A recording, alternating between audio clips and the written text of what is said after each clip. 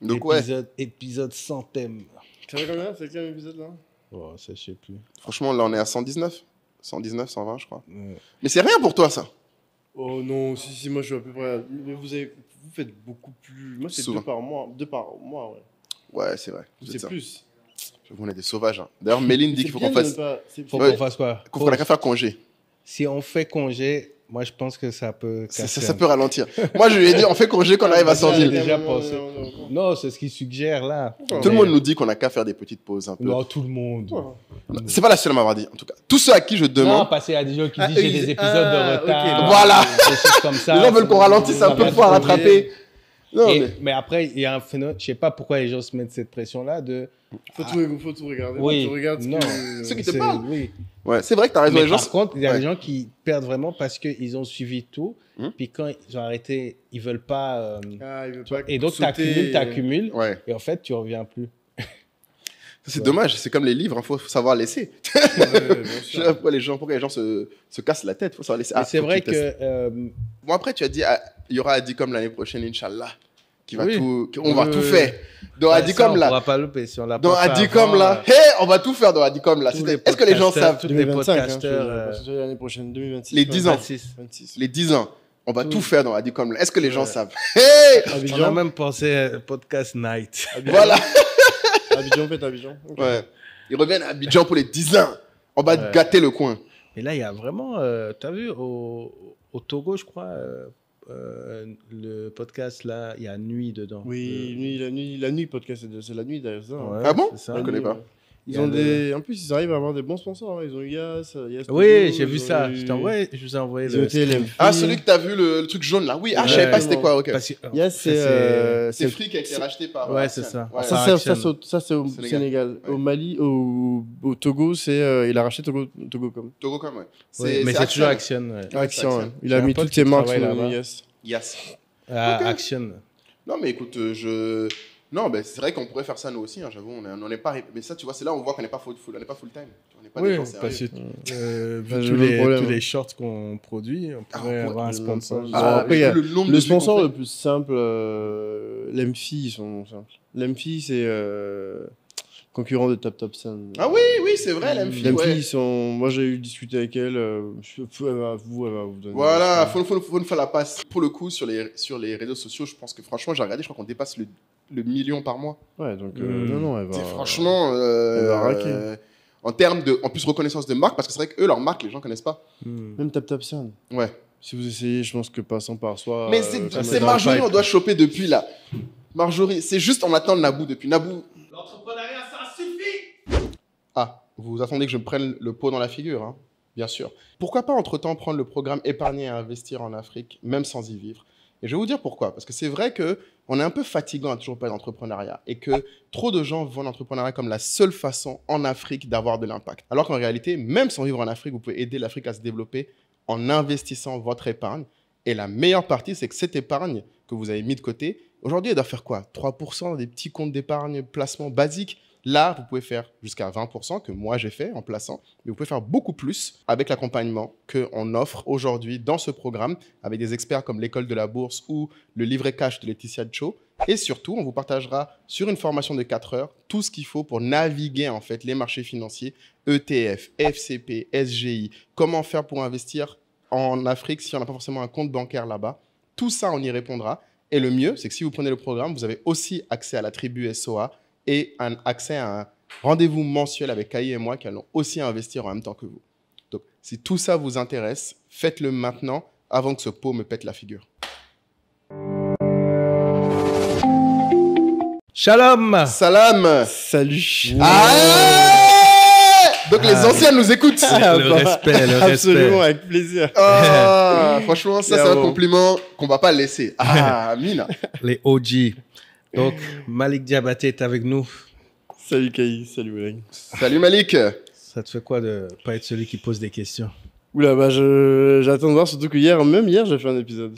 Ouais, Ah ouais, hier, on l'a vu, tu tournais encore. Hier, je tournais, Les ouais. épisodes en public, exactement. t'as le cardio. J'avoue, toi, t'es chaud hein, sur ça maintenant. Là. Je sens que t'as pris un rythme là sur les... Mais bon, grâce à HEC, en fait, quand ça fait quasiment 1 an, et plus tu dois chercher la salle et compagnie, c'est chiant. Donc là, maintenant, on est figé avec HEC, ils me fournissent la salle, j'ai mon prestataire de traiteur, enfin voilà. Donc j'ai juste à faire ma com et à lancer, et puis bon, normalement ça roule. Quoi. Ok. Il faut que tu te présentes. Présente-toi pour ceux qui te connaissent pas.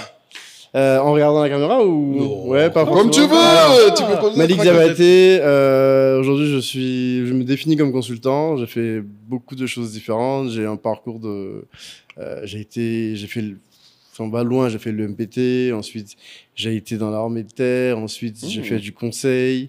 J'ai accompagné donc des grandes organisations, des startups, différents types d'entreprises. Et c'est ce que j'aime faire. J'aime conseiller, développer le business, réfléchir à la stratégie, réfléchir à différents types de sujets. Et puis, je suis podcasteur, donc je suis fondateur du podcast Choose Your Mentor. Choose Your Mentor. Depuis quand Choose Your Mentor depuis fin 2018, début 2019. Avant le Covid. Avant la vague des gens. Tu sais, le podcast, je l'ai lancé quand j'étais en train de faire une transition. J'avais fait la transition, j'avais déjà quitté l'armée, mais je me posais beaucoup de questions professionnelles. Je discutais avec beaucoup de gens, et en même temps, j'écoutais ces moments où Génération Do It Yourself était en train de péter en France. Ouais, le tout premier. Nino, Génération XX. C'était, c'est 2016, tous ces podcasts. Ah ouais. Quand tu remontes les vrais pionniers. Ouais, donc quand tu les vois interviewer Macron aujourd'hui, il faut te dire que ça fait 10 ans que le gars, il fait ce truc-là. Et donc, moi, pendant que j'écoutais ça, je me suis dit, mais quand j'ai envie d'écouter des profils ou des parcours d'Africains, j'en vois pas. Exact. Tu vois. Et à chaque fois, je dis, mais il n'y a pas. Et en fait, je me suis dit, mais tant qu'à faire, fais-le. Qu'est-ce qui t'empêche de le faire? Et donc, j'ai pris à l'époque mon téléphone portable. Bien sûr. Ah, voilà! Téléphone portable. Ça, c'est ce qu'on aime. Les gens qui commencent simple. Téléphone portable. Pas de micro. J'avais rien. J'ai appelé Franck, qui est le premier épisode. Ah bon? Le premier épisode, c'est Franck. On était chez lui à Paris. Franck avait démissionné de Deloitte. On est partis ensemble la même année. On est repartis ensemble la même année à Paris. Donc, il est parti, lui, pour aller faire l'école de guerre économique. On était censé même la faire ensemble. Et moi, finalement, après. L'école de guerre économique. L'école de guerre économique. C'est l'EGE, c'est une école à Paris. C'était l'ancienne ESCLA, ils ont fait une tête de fusion et qui est devenue une école de guerre économique et qui forme sur des MBA en cybersécurité, en intelligence économique, en résilience économique, un programme comme ça. Et donc, moi, on est parti là-bas. Lui, il a fait cette école-là. Et puis, bon, quand il est sorti, il a rejoint CGI, qui était une boîte dans laquelle je travaillais aussi. Ah, CGI, qui est très connu. Une des SS2I les plus connues à l'époque. Consulting. On était tous les deux ensemble là-bas. Et puis, bon, Franck, comme c'est un pote, j'ai lancé le premier épisode avec lui. Et la vision, du coup, elle a plusieurs fois évolué ou c'est toujours la même depuis le départ? Alors, c'est des parcours? Moi, l'idée, c'était au début, commence par ton premier cercle, les gens que je connaissais qui n'étaient pas très loin de moi, mais qui avaient un parcours qui m'intéressait, déjà personnellement, comprendre les bifurcations. À quel moment tu as typiquement Franck, il était en finance à Deloitte, puis à un moment donné, finalement, j'ai plus envie de faire ça, j'ai envie de faire la cybersécurité, ça vient d'où, ça vient comment, et quand tu as ce déclic-là, qu'est-ce que tu en fais? Exact. Tu vois, à quel moment tu te lances vraiment dans ce parcours-là? Hier, c'était pareil, on discutait avec le DG de Niango, donc Soro Kadotia Alassane, qui me disait, il était chez Vaudou. Et puis à un moment donné, il se dit, je suis pas à la place où je dois être. En tout cas, dans ma vision, c'est pas là où je dois être. Qu'est-ce que je fais pour m'en sortir? Je regarde. Il se dit, il allait faire un billet à London School of London Business School. Non, London Business School. LSE, c'est. Il a fait LBS. C'est bon, c'est la même chose. Bon, un peu moins cher. Un peu moins cher, mais c'est bien aussi. 80K aussi quand même. 80 000 € s'il vous plaît, messieurs. C'est un marketeur. Il était chez Vaudou. Ça pour financer ça, il faut écouter cet épisode. Ça va pas être facile. Il a trimé quoi. Globalement, c'est ça. J'aime bien voir ces changements de vie là, des gens qui prennent conscience à un moment donné que j'ai un potentiel, je suis pas forcément en train de développer mon potentiel comme je veux.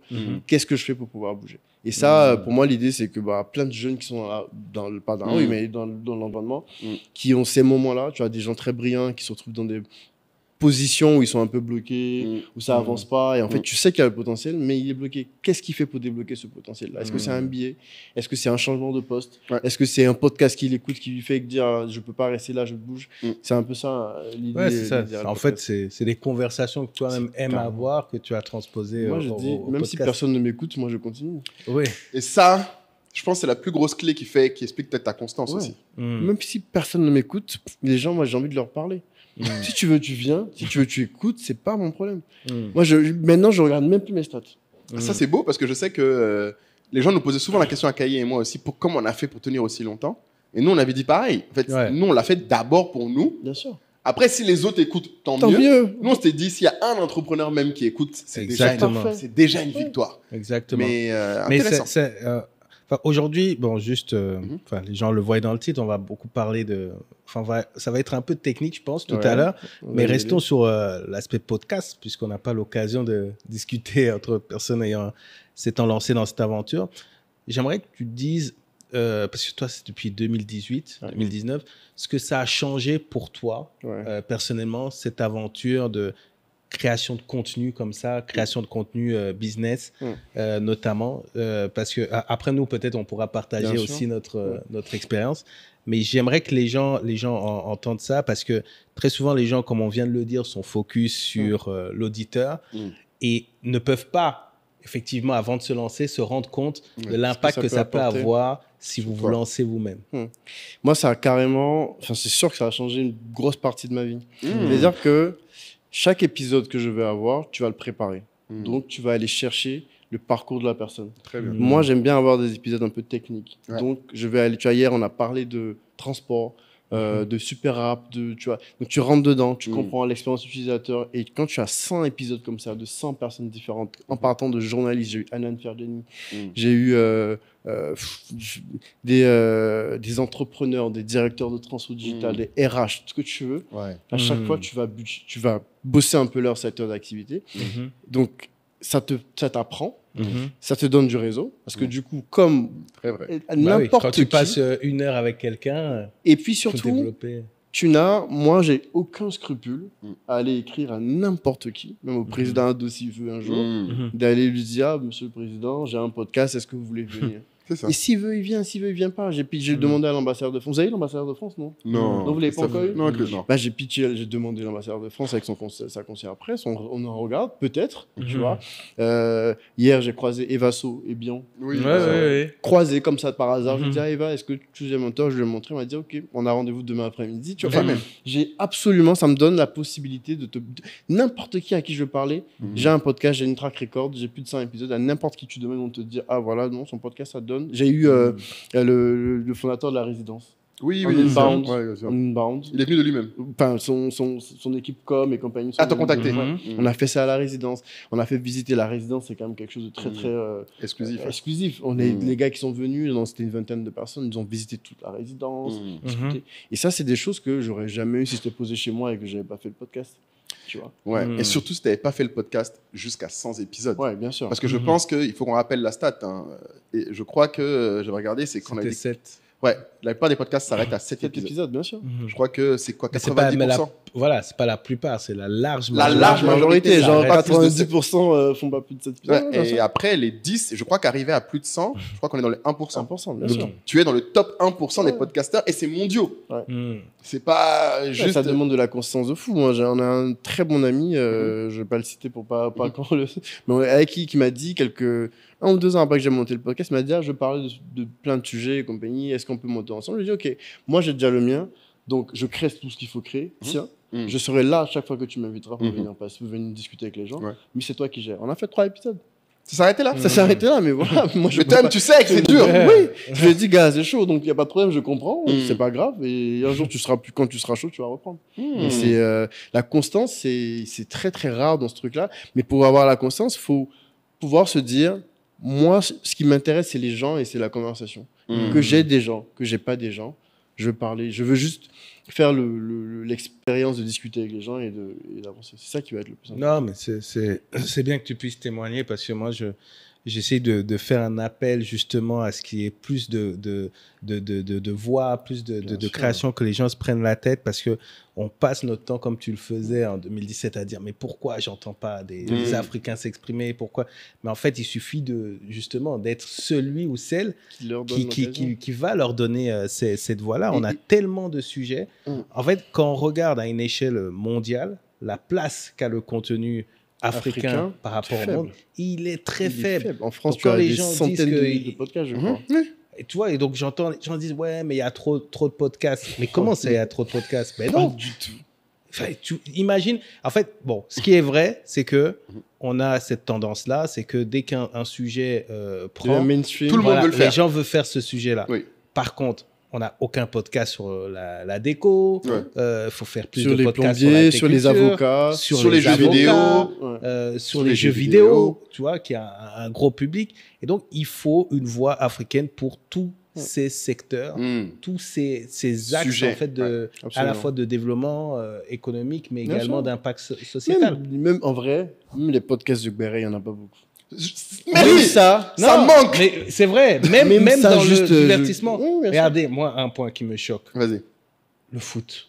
Oui, votre truc. Non, mais franchement, c'est vrai, pour débriefer les matchs. Mais c'est grave parce que ça allume tous les jours dans tous les endroits du monde. Les Africains débattent du foot. Ils font des tweets, etc. Mais personne veut aller je sais pas, n'a pas conscience des opportunités. Mais c'est vrai que par contre, c'est une opportunité si tu fais 50. Ah non, faut faire longtemps. Ouais, faut faire longtemps. Non, mais Malik Traoré, par exemple, se lance dans un truc comme ça. Ouais, ça va. C'est vrai qu'il y a. Je crois qu'à un moment donné, il avait lancé un podcast. Non, il y a une discussion. Il y a une discussion. Pardon. Bien sûr, quand vous faites votre podcast, vous savez à quelle venir parler. Vous savez que Totem Experience produit ce podcast et peut produire le vôtre. Il faut qu'on utilise à votre voix. Des fois, les gens voient la pub à la fin et ils pensent que c'est compliqué. Ça coûte rien de venir demander. Vous pourriez être surpris de ce qu'on peut faire. Et surtout, vous aidez en plus Totem dans un autre truc, je pense que les gens ne se rendent pas compte, c'est qu'il y a ce que le podcast t'apporte, mais il y a tout ce que tu peux créer derrière comme connexion avec les sociétés, tout ce que tu peux créer. Comme... Ouais, et de communauté. Enfin, Delali, elle fait le podcast avec nous sur sur la maternité, la parentalité. Ouais. Laetitia avec le podcast. Et donc, il y a tous ces sujets. Et t'en as fait d'autres en plus, des podcasts. Mais quand... même après pour des clients. Ouais. Et puis, il y a Immobilier d'Afrique. Immobilier d'Afrique, qui est notre nouvelle émission. Voilà, notre nouvelle pépite avec Marc. Donc, il y a tellement de sujets. Et je pense qu'il faut que les gens se testent, se lancent. Même en tant que salarié, les gens ne s'en rendent pas compte. C'est-à-dire que a priori... Chaque semaine, moi j'en sors chaque 2 semaines, mais tu as, 5000 personnes, 3000 personnes qui vont t'entendre dire des choses intelligentes. Et même en termes d'opportunités. Le nombre de gens, je peux être très con, mais le nombre de gens qui Malik, il a l'air smart et tout. Parce qu'un jour, il m'a entendu dire un truc intelligent. Intelligent dans un podcast. C'est même bon pour ton image de marque. En tant que salarié, on parle même pas entrepreneur. C'est même pas en tant qu'entrepreneur, mais en tant que salarié. C'est-à-dire que tu vas, moi, le nombre de fois où tu fais un entretien, discuter avec la personne et tu lui pousses le truc. Moi, j'ai fait ce podcast-là, je vous envoie. Le podcast qui était le plus brillant, tu lui envoies. C'est fini. Il va se dire, j'ai bien envie de me faire une idée de cette personne, il l'écoute. Mais il est brillant finalement. Et puis finalement, tu et puis, la constance a cet avantage que je pense que beaucoup de gens négligent, parce que là, on fait l'appel, mais moi, je veux que les gens se rendent compte d'aussi, c'est que c'est comme quand on dit de faire du sport. C'est parce qu'en fait, ça vous rend meilleur. Trop de gens ne se rendent pas compte. Là, ce que Malik a décrit, c'est en fait, il n'y a pas d'objectif personnel que créer du contenu n'aide pas. C'est ça que je veux que les gens comprennent. Parce qu'en fait, je pense que les gens ne se rendent pas compte. Ils pensent ils se disent, souvent, moi, ma conviction, c'est parce que les gens n'ont pas de plan. C'est ce qui fait qu'en fait, ils n'ont pas de plan. Et 2, la réalité, c'est que, et ça, c'est dans notre podcast, on le dit tout le temps, les gens sont trop à l'aise dans la consommation. La création demande plus d'efforts. En fait, consommer, c'est facile. Écouter 50 000 podcasts, oui, pourtant, il y en a beaucoup. Ouais, mais moi, tu vois, sur ce point-là précis, j'ai dû faire un effort vraiment conscient. Oui, parce que je crois que j'avais entendu qui avait dit qu'il avait, pour que son contenu fonctionne, il avait dû faire un travail de mindset où il calculait le temps passé dans la création de contenu versus le temps de consommation. Et il disait que si son temps de consommation est plus élevé que son temps de création, il a un problème. Tu vois. Et en fait, j'ai mis même des timers sur mes apps, etc. Et je me suis dit, en fait, c'est vrai, il faut cette énergie que je mets dans la consommation, je dois l'utiliser dans la création. Parce que la consommation, c'est simple. Et je le vois d'ailleurs avec Philippe, avec qui on échange souvent. Oui. Tu vois que parfois, tu lui parles de trucs, il n'a pas forcément vu, en fait. Oui. Il n'a pas le temps. C'est qui lui remonte. En fait, quand tu produis du contenu et que tu développes une machine à contenu, t'as pas le temps à un moment donné, tu n'as pas le temps de... Trop consommer. Tu n'as pas le temps de trop consommer. Mais moi, je me pose la question même, est-ce qu'on va en parler vraiment du niveau basique, le jeune salarié qui fait ça? Est-ce que toi, dans tes parcours dans Choose My Mentor, est-ce que tu as eu un peu la preuve que... Parce qu'on dit souvent, développe ton réseau. Mais là, tu l'as dit, la création de contenu, ça peut si par exemple tu n'aimes pas parler, il y a des gens qui me disent moi j'aime pas parler, et fais un blog. Oui, tu peux écrire. Mais le nombre de gens qui ont des très très bonnes newsletters, en plus ça peut même rapporter de l'argent. Oui. Sur Substack et tout ça, tu peux faire payer. Bon, il faut avoir un compte en France aujourd'hui parce qu'il ne s'est pas encore intégré avec du mobile money et tout ça. Mais tu peux écrire. Les articles LinkedIn, c'est pareil, c'est du contenu que tu es en train de créer. Exactement, LinkedIn c'est pareil. LinkedIn, c'est du contenu que tu crées dans un sujet qui t'intéresse, que tu sais faire. Bah, en fait, quand un employeur et un entretien, tout le monde va regarder le nombre de la personne. Je vais regarder son nombre d'abonnés, je vais regarder qu'est-ce qu'il a écrit comme contenu, un peu d'échange, je clique dessus. Il a parlé de ça, de ci, de ça. Bon, le gars déjà il sait écrire, déjà il sait structurer une pensée, une idée, une compagnie. Voilà. Et puis même encore très smart, tu finis de faire un entretien. Dans l'entretien, tu places des choses que tu as écrites ou tu as dites, ou tu as écrit sur les réseaux sociaux, un article, quelque chose que tu as poussé. À la fin, j'ai parlé même de ça dans tel truc. Le gars, il va te dire, envoie-moi. Bim, tu envoies. S'il veut, il lit. S'il veut, il lit pas. Mais si tu as la chance qu'il a cliqué dessus et qu'il a lu, il a vu quelque chose de structuré qui dit plus de toi que les 30 minutes que vous avez passées ensemble en train de discuter. Exactement. Et surtout, je veux attirer l'attention sur un truc qu'on a dit plusieurs fois avant, mais comme toi, tu as la chance, tu peux témoigner avec les gens.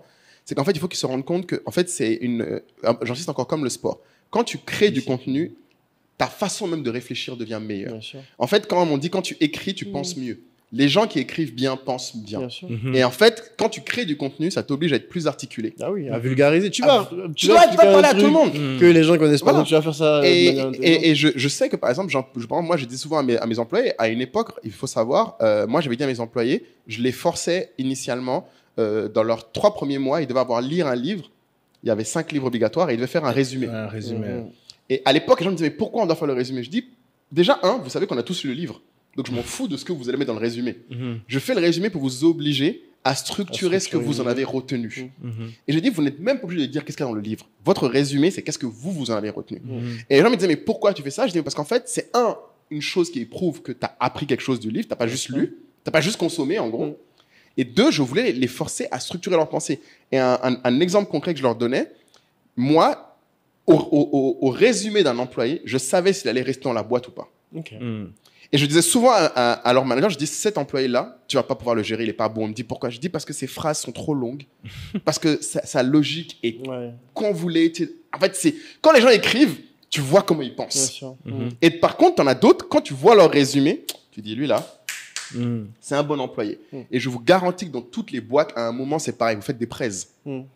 Vous pensez quand vous faites une presse la première fois en boîte, dans votre boîte, c'est stressant. Alors que tout le monde te juge. Tout le monde te juge, il y a de quoi être stressé. Mais si tu l'as fait X fois avant, sans enjeu, la fois où il y a l'enjeu, tu es au-dessus. Donc moi, c'est vraiment ça que j'incite les gens à faire. Tu es pas obligé de faire un podcast si tu n'aimes pas le format. Ça peut être chiant. Mais j'avais vu, il y a carrément une grosse analyse qui a été faite, des études qui ont été faites auprès de podcasteurs, de créateurs de contenu pour essayer d'analyser en fait quels étaient les facteurs clés de succès. Ils ont interviewé des milliers de personnes. Et donc, ils disaient, pour vous, quelle est la plus grosse difficulté? Et ils avaient le choix entre matériel, ils avaient le choix entre trouver les guests, ils avaient le choix entre le concept, et il y avait plusieurs éléments. Mais l'élément qui est venu en numéro 1, en large majorité, c'était consistency. Le plus dur, c'était de rester régulier. Wow. Et en fait, c'est valable pour toutes les choses de la vie. Et ce qu'il faut que les gens comprennent, c'est que la régularité, ce qui est de magique avec la régularité, c'est que tu ne sais pas quoi, peut-être pas à l'avance, mais il y a quelque chose qui va fondamentalement te changer en mieux dans ta vie. Tu vois? Parce que le truc que les gens voient, c'est l'audience. Ouais, alors que ce qui change, c'est peut-être ton élocution. Ouais. C'est peut-être ta façon d'aborder les gens, tu vois. Ta curiosité. Comme tu fais, ta curiosité, ce que tu apprends. Donc, tu changes, en fait. C'est comme quand on dit aux gens, lisez des livres.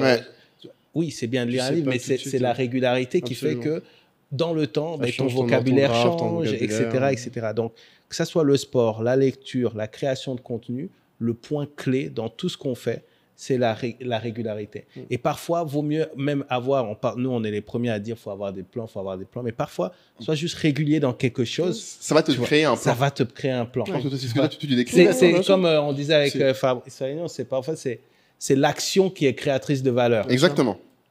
Est-ce qu'on en parlait hier un peu, c'est sur stratégie délibérée et stratégie... tu fais la transition. Stratégie délibérée, stratégie fortuite. C'est un peu ce genre de choses. Souvent, il y a beaucoup de gens qui vont faire des stratégies, on va dire fortuites, j'oublie le terme, mais fortuites dans le sens où j'ai trouvé une situation, je me suis adapté. Et il y a l'autre, c'est j'ai construit mon parcours pour aller vers ça. Là. Est-ce qu'il y en a une qui est mieux que l'autre? Non, pas forcément. C'est bon, il faut te construire un plan en y allant, mais ça peut être aussi intéressant de te retrouver dans une situation de réagir et d'en tirer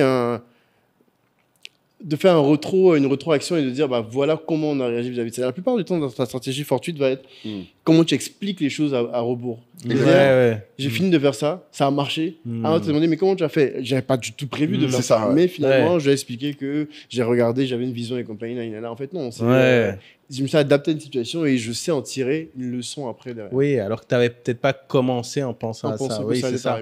C'est pour ça qu'il faut discuter aussi avec les gens plus expérimentés et poser les bonnes questions. Qu'est-ce que tu en as tiré tu vois? Mais moi, c'est la question que j'allais te poser et que je voulais absolument te poser dans ce podcast, c'est après tes plus de 100 discussions, qu'est-ce que tu en as tiré? En fait, est-ce que tu as genre des axiomes? Tu vois, nous, on a l'espèce de 10 commandements qu'on a dans le podcast sur l'importance, qu'on a dit, de créer plutôt que consommer. Est-ce que tu t'es déjà dit, des 100 personnes là que j'ai rencontrées, est-ce qu'il y a des trucs qui reviennent à chaque fois? Il y a un truc que j'ai envie de faire, mais que c'est toujours de la flemme. J'aurais dû même le faire dès le début, c'est de reprendre, de mettre un fichier Excel. À chaque fois que je finis un épisode, je demande toujours les livres, les références culturelles que les gens partagent.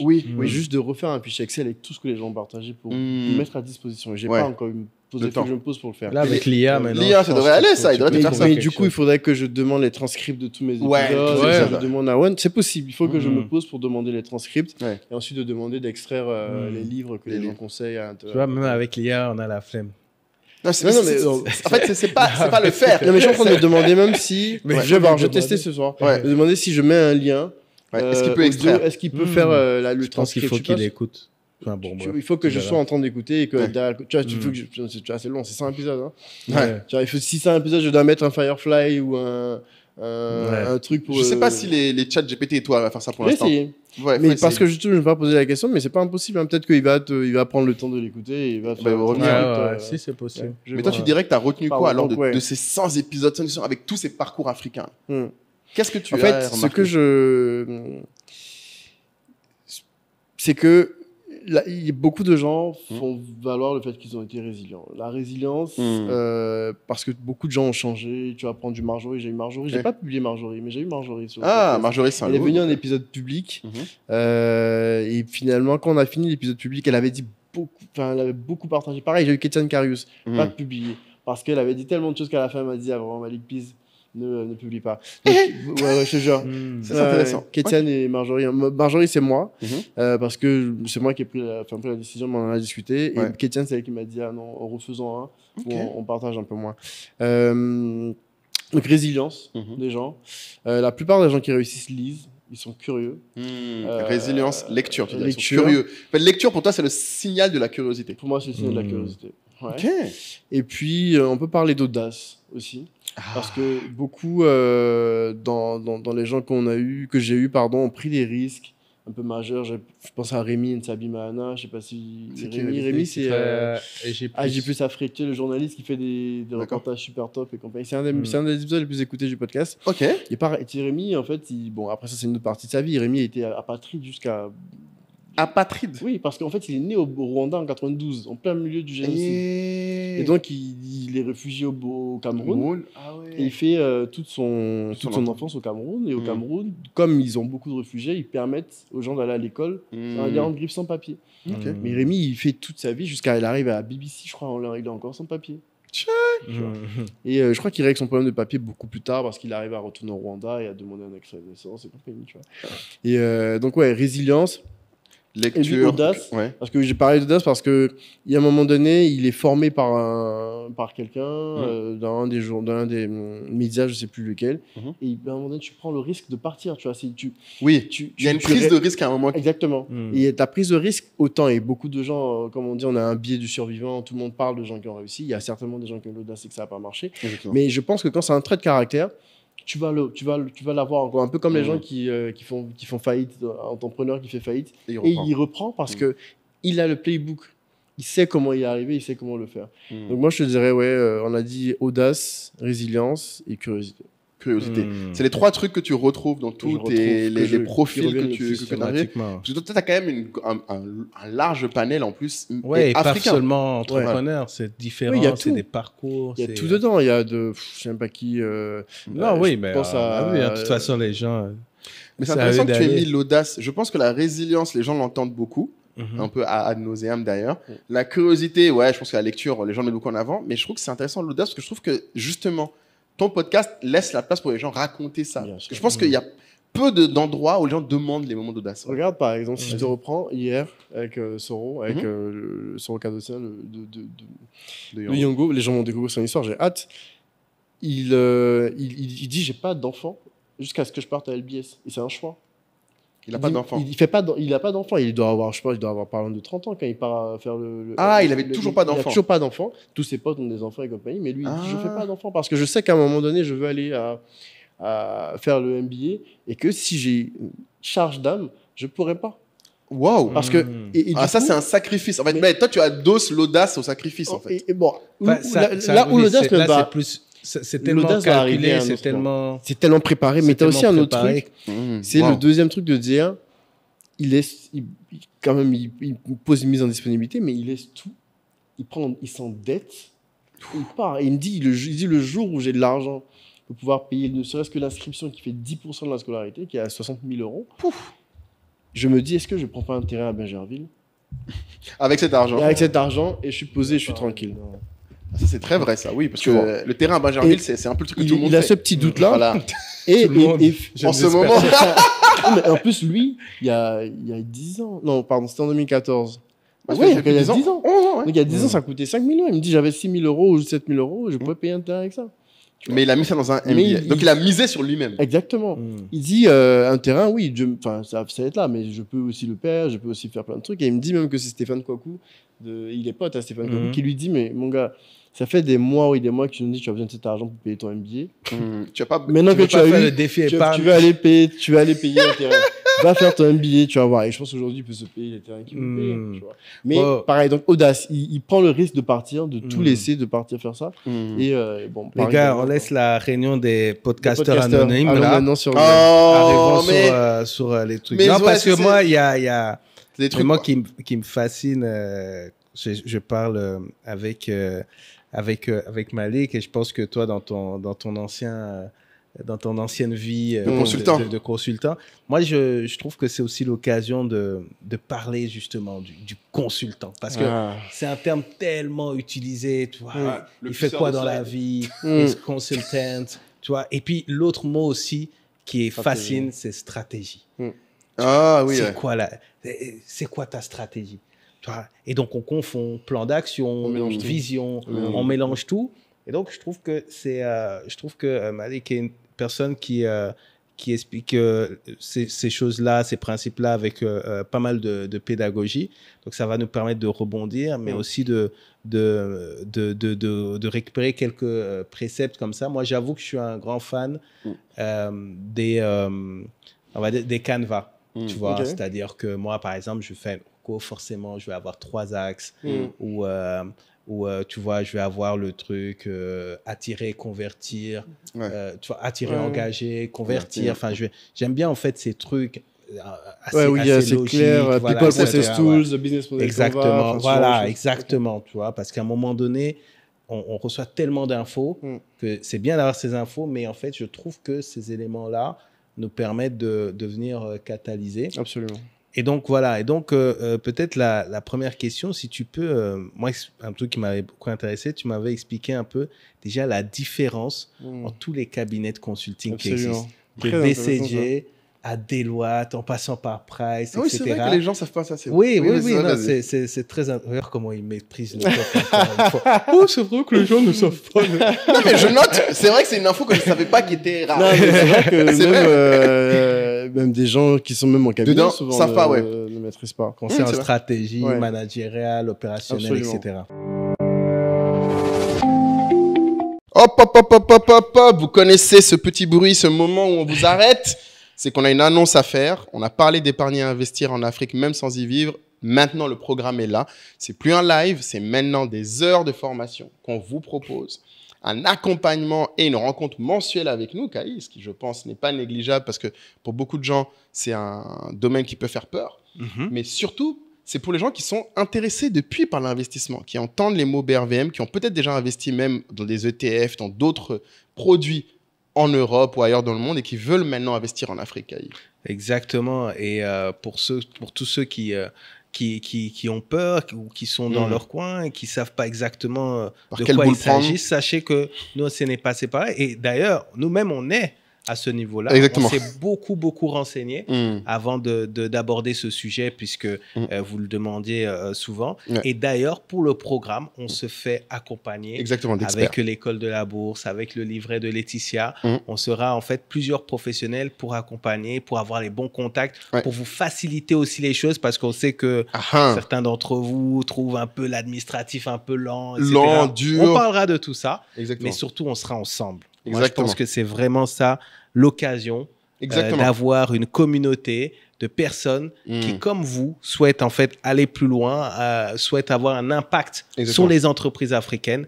C'est l'occasion de réaliser ce projet ensemble. Exactement. Et surtout, comme Kyle l'a évoqué, il y a un point important. Toutes les petites tracasseries, est-ce qu'il faut que j'ai un compte bancaire en Côte d'Ivoire avant ou pas, que vous soyez basé en Afrique ou pas, toutes les questions que vous vous posez, on pourra l'adresser ensemble, en communauté, et on pourra agir ensemble. On ouvrira nos comptes ensemble, titres, épargne, tout ce qu'il faut, FCP, BRVM, on va le faire ensemble, étape par étape, si vous prenez le programme maintenant, parce qu'il sera potentiellement toujours là, mais il sera beaucoup plus cher, parce qu'il y aura des codes promo, pour ceux qui sont les plus attentifs dans les épisodes qui vont suivre. Donc, dès que vous voyez le code, dès que vous le trouvez, des fois il est en description, prenez-le maintenant, passez à l'action.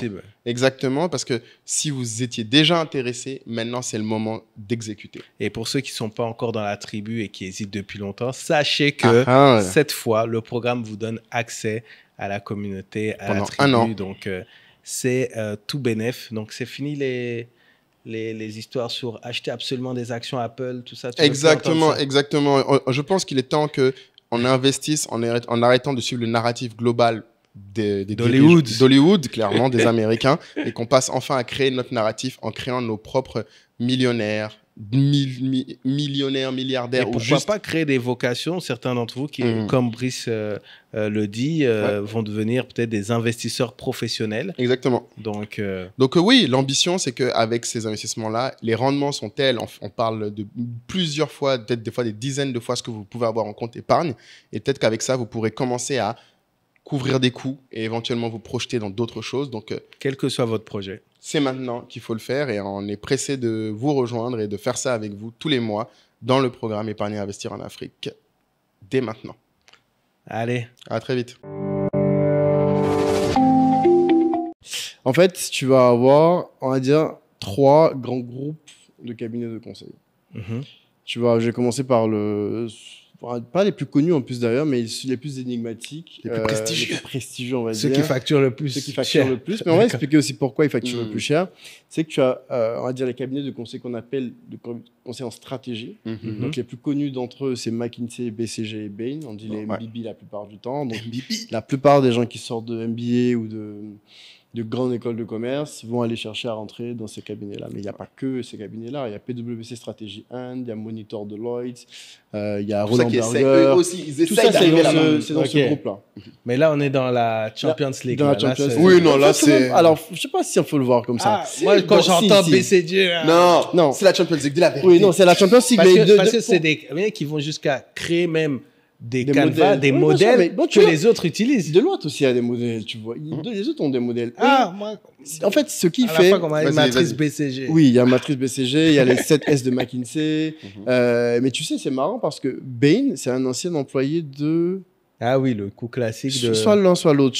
Mais Bain, c'est un ancien employé qui, à un moment donné, a dit que, bon gars, moi, je vais monter mon propre truc, en fait. Parce que je crois que le gars lui avait tellement montré qu'il était bon qu'un matin, il dit, mais si c'est moi qui suis le meilleur, pourquoi c'est pas mon nom qui est sur la... On va faire un épisode là-dessus, hein, parce qu'il y a l'histoire Puma Adidas, il y a toi, l'ancien employé qui vient et puis qui crée le concurrent. Tu peux faire une guerre de business, hein.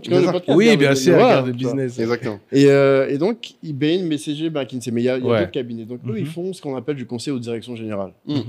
C'est ça la caractéristique. Donc, ils vont parler directement au directeur général. Ils vont passer sur tout ce qui est plan stratégique à moyen long terme. C'est des missions, on va dire, pour des cabinets de conseil courtes. Donc, en 3 à 6 mois. C'est plus long. C'est très long. Ouais. Mais de plus en plus maintenant, ils font des longues. À faire de longues missions. Parce que tout le monde. Une stratégie. En Côte d'Ivoire, pourquoi il n'y a pas de cabinet de conseil en stratégie? Il n'y a pas McKinsey, BCG. Parce qu'il n'y a pas de direction générale quasiment. Parce qu'il y a des entreprises qui ont une direction générale, mais c'est souvent des filiales de grands groupes. Exactement, c'est ça. C'est pas là où sont les... C'est pas là où les décisions sont prises à long terme. Monde, c'est ça.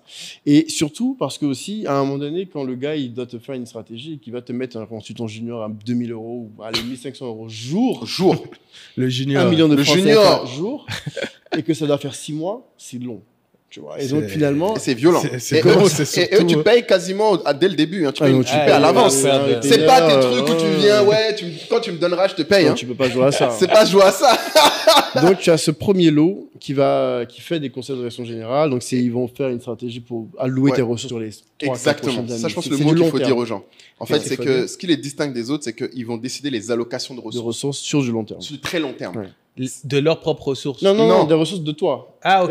En fait, la boîte qui les appelle va déterminer son allocation de ressources sur le futur basée sur leurs recommandations. C'est ça. C'est ce qui explique pourquoi ils sont payés aussi cher. Et il y a des États, les États aussi appellent BCG, McKinsey. Tous les scandales McKinsey avec Macron et compagnie, l'État appelé McKinsey. Et donc, c'est ça, c'est de dire, qu'est-ce que je vais faire dans les 5 prochaines années? Donc, c'est le plan strat à 5 ans, et on va venir, on va benchmarker, on va regarder l'état de qu'est-ce qui va arriver sur ton marché en termes de technologie, en termes d'humains, tous ces trucs-là. Mais le DG prépare quand même quelque chose. Enfin, des fois, ils ont des opinions. Tu vas rigoler, c'est des DG qui vont récupérer ça et ça va être le plan strat qui va exécuter. Oui. Mais après, il a validé. Oui, c'est-à-dire qu'il a des opinions. C'est ça. Ce que tu dis, il peut dire à la fin, bon, tu m'as emmerdé, c'est pas ce que je veux faire. C'est pas ce que j'ai envie de faire. C'est pas là où je... Et puis surtout, une stratégie, rarement, et moi, j'ai eu le nombre de gens qui m'ont dit, ah, mais ils sont venus dire ce qu'on leur a dit. Bah oui, en fait.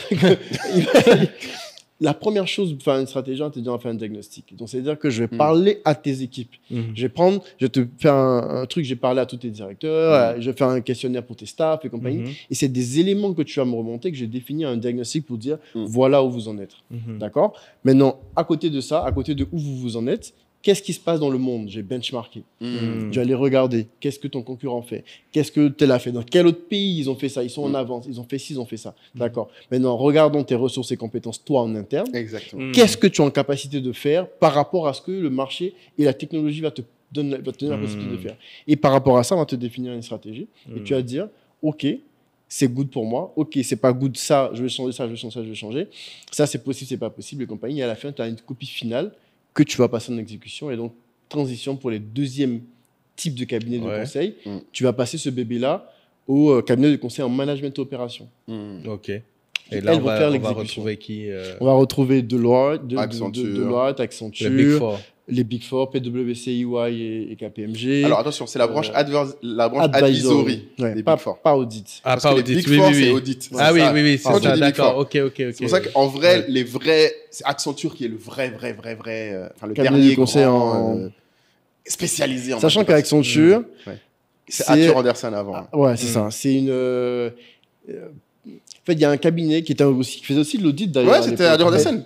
Arthur Andersen qui faisait de l'audit, qui avait une partie conseil et qui s'est terminé par un gros scandale. Enron, qui est une boîte américaine qui était très bien cotée, qui avait les comptes qui étaient validés et compagnie. On s'est rendu compte que c'était de la fraude totale en masse. Et donc quand Enron tombe, Accenture qui était son commissaire au compte, Arthur Andersen qui était son commissaire au compte, tombe avec lui, le cabinet est démantelé, il y a une partie qui est reprise par KPMG. C'est EY qui est Arthur Andersen. D'accord, pardon. C'est EY. Donc, alors après, dans les différents pays, ils vont te dire chacun a pris une partie, mais c'est essentiellement EY qui est la partie. Et il y a aussi donc Accenture a gardé une partie. Accenture existait avant? Alors ils sont sortis avant. L'advisory, parce qu'en fait l'advisory, ça a toujours été séparé de l'audit. Accenture voulait se séparer d'Arthur Andersen depuis un moment. Ils avaient même déjà... En fait, ils avaient demandé juste à garder le nom Arthur Andersen Advisory, même si la boîte n'avait pas la même stratégie. Ils ont payé une royalties. Et quand Enron est arrivé, ils ont dit, bon ben... On veut plus... Finalement, il n'y a plus besoin de garder ce nom-là. On va faire notre nom, Accent on the Future. C'est ça, Accenture. Donc c'est ça le point. Donc oui, t'as Accenture qui est le... Mais les autres aussi, en général, des boîtes advisory. Donc comme moi, j'étais chez Price, j'étais en Price Advisory. Donc, Accenture, 700 000 employés. Mais ils sont en train de dégraisser là avec l'IA. Ils ont dégraissé beaucoup. Ouais, ils sont mais très c'est une grosse focus machine. C'est une énorme machine. PwC et tout, on doit pas être loin de ça. On doit pas être loin du mondial en 700 000 et compagnie. Donc, ces cabinets-là, elles vont récupérer la stratégie et elles vont le déployer en direction au conseil aux directions opérationnelles. Ok. Donc tous les managers. La DAF. Exactement. Le directeur des ressources humaines, opérations. Ça va être aux banques, celui qui vont gérer la mise en place de stratégie crédit, etc. Donc avec des missions qui sont généralement un peu plus longues et des TJM qui sont un peu moins élevés aussi. On parle quand même du 1 000 € au jour. Mais ils deviennent quoi, comme des employés, en fait, comme des équipiers? Tu as 2 types de modèles en conseil. Tu as la régie et le forfait. Donc soit je te dis, j'ai besoin de staff pour pouvoir m'accompagner sur ma transfo RH en interne. Moi, je te dis, j'ai 3 personnes, ils sont bons, je te mets un manager de junior. Et ils restent là. Et ils sont chez toi. En fait, toi, ça te permet, en tant qu'entreprise, d'être sûr d'avoir des ressources d'un certain niveau. Très bon niveau. Que tu galérerais à trouver sur le marché, en recrutement, etc. Donc, tu payes en fait. Ça te donne la flexibilité. Ce que tu aurais eu en CAPEX, tu l'as en OPEX. Et en plus, comme tu as dit, c'est des profils en général. Donc, bon, bien sûr, il y a beaucoup de jeunes. D'ailleurs, là où beaucoup de jeunes font leurs écoles, on appelle ça. Mais c'est l'école, hein. C'est l'école. Non, c'est l'armée. Moi, je pense que le meilleur exemple, c'est l'armée. Bon, toi, tu peux témoigner plus que moi. Mais moi, c'est pour ça que je suis parti après mon conseil. Oui, voilà. C'est exactement ma suite, moi. Parce que c'est que t'as fait. Les gens oublient, mais lui, il a fait la formation militaire depuis le début. Ah oui, on n'a pas parlé de ça. Bon, c'est pas grave, mais. Alors que moi, je suis l'opposé diamétral. Autant dire que ça a été difficile pour moi à intégrer. Alors que oui, c'est vrai. Mais ouais, moi, quand j'ai quitté l'armée, je me suis dit, c'est où l'endroit où tu rentres par promotion, tu évolues chaque 2-3 ans et qui est normé, ranké, des rankings comme clair à comprendre, structuré. Tu arrives junior, tu sais que dans 3 ans tu es junior 1, junior 2, junior 3, tu vas passer senior 1, 2, 3, tu vas passer manager, ainsi de suite. Tu sais que si tout se passe bien, tu sais dans 15 ans à peu près où tu es. Donc pareil que dans l'armée. Donc c'est très proche de l'armée dans énormément de choses. Moi, on me l'a dit au début, j'y croyais pas, mais c'est vraiment impressionnant. Mais même en termes de culture, culture du delivery, de la présentation, de processiser, les PPT sont déjà clairs, les couleurs de PPT, la police, tout ça. En fait, l'idée c'est quoi? C'est de se dire, comme ils savent que c'est un métier il y a du turnover. L'idée même fondamentale, c'est de se dire que n'importe quel consultant doit être interchangeable. Exactement. Et donc, comme c'est pas toi, c'est la boîte que tu es en train de représenter, si tu fais une slide aujourd'hui et que demain, c'est pas toi, quelqu'un d'autre doit pouvoir faire la même slide sans que le client se dise, il y a quelqu'un de différent. Non, mais et ce qui est fascinant pour travailler beaucoup avec comme ils s'appellent, les accenturiens, puisque j'en ai 2 dans l'advisory board, ce qui est fascinant, c'est aussi la capacité qu'ont les consultants à rentrer dans n'importe quel sujet, quel que soit le secteur. Ils n'en ont pas entendu parler il y a 3 jours, mais une semaine après, ils vont t'en parler. Tu as l'impression qu'ils sont. Et donc, il y a des méthodologies, en fait, pour. Non, c'est même. Moi, je pense que. Bah, oui, il y a des méthodos, mais c'est surtout, c'est un état d'esprit. Ouais, c'est la culture d'entreprise. C'est-à-dire que moi, le nombre de fois où. Tu vois, il y a même des mèmes où on rigole, où on dit première mission, on te balance dans l'eau. Enfin, des trucs comme ça. C'est que. Mes premières missions, moi, quand je suis arrivé en consulting, on te dépose chez un client, le client va t'expliquer sa problématique. Moi, à l'époque, c'est de faire un système d'information archivistique pour le ministère des Armées. On s'est dit, lui, il a fait l'armée. Tu vas comprendre un peu. J'étais là, système d'information archivistique, il faut conseiller le gars sur sa conduite du changement. Waouh. Et puis bon, il n'y a pas ChatGPT à l'époque. Moi, je regarde ChatGPT, mon ancienne boss est rigolée en me disant, Malik, quand on te pose un sujet, demain, tu es trop fort. Mais oui, parce que ChatGPT, je me demande, moi, je suis arrivé chez mon dernier client, je ne connaissais pas grand-chose à son métier à la base. Mais en fait, je me posais en réunion, très, très poker face, tu écoutes.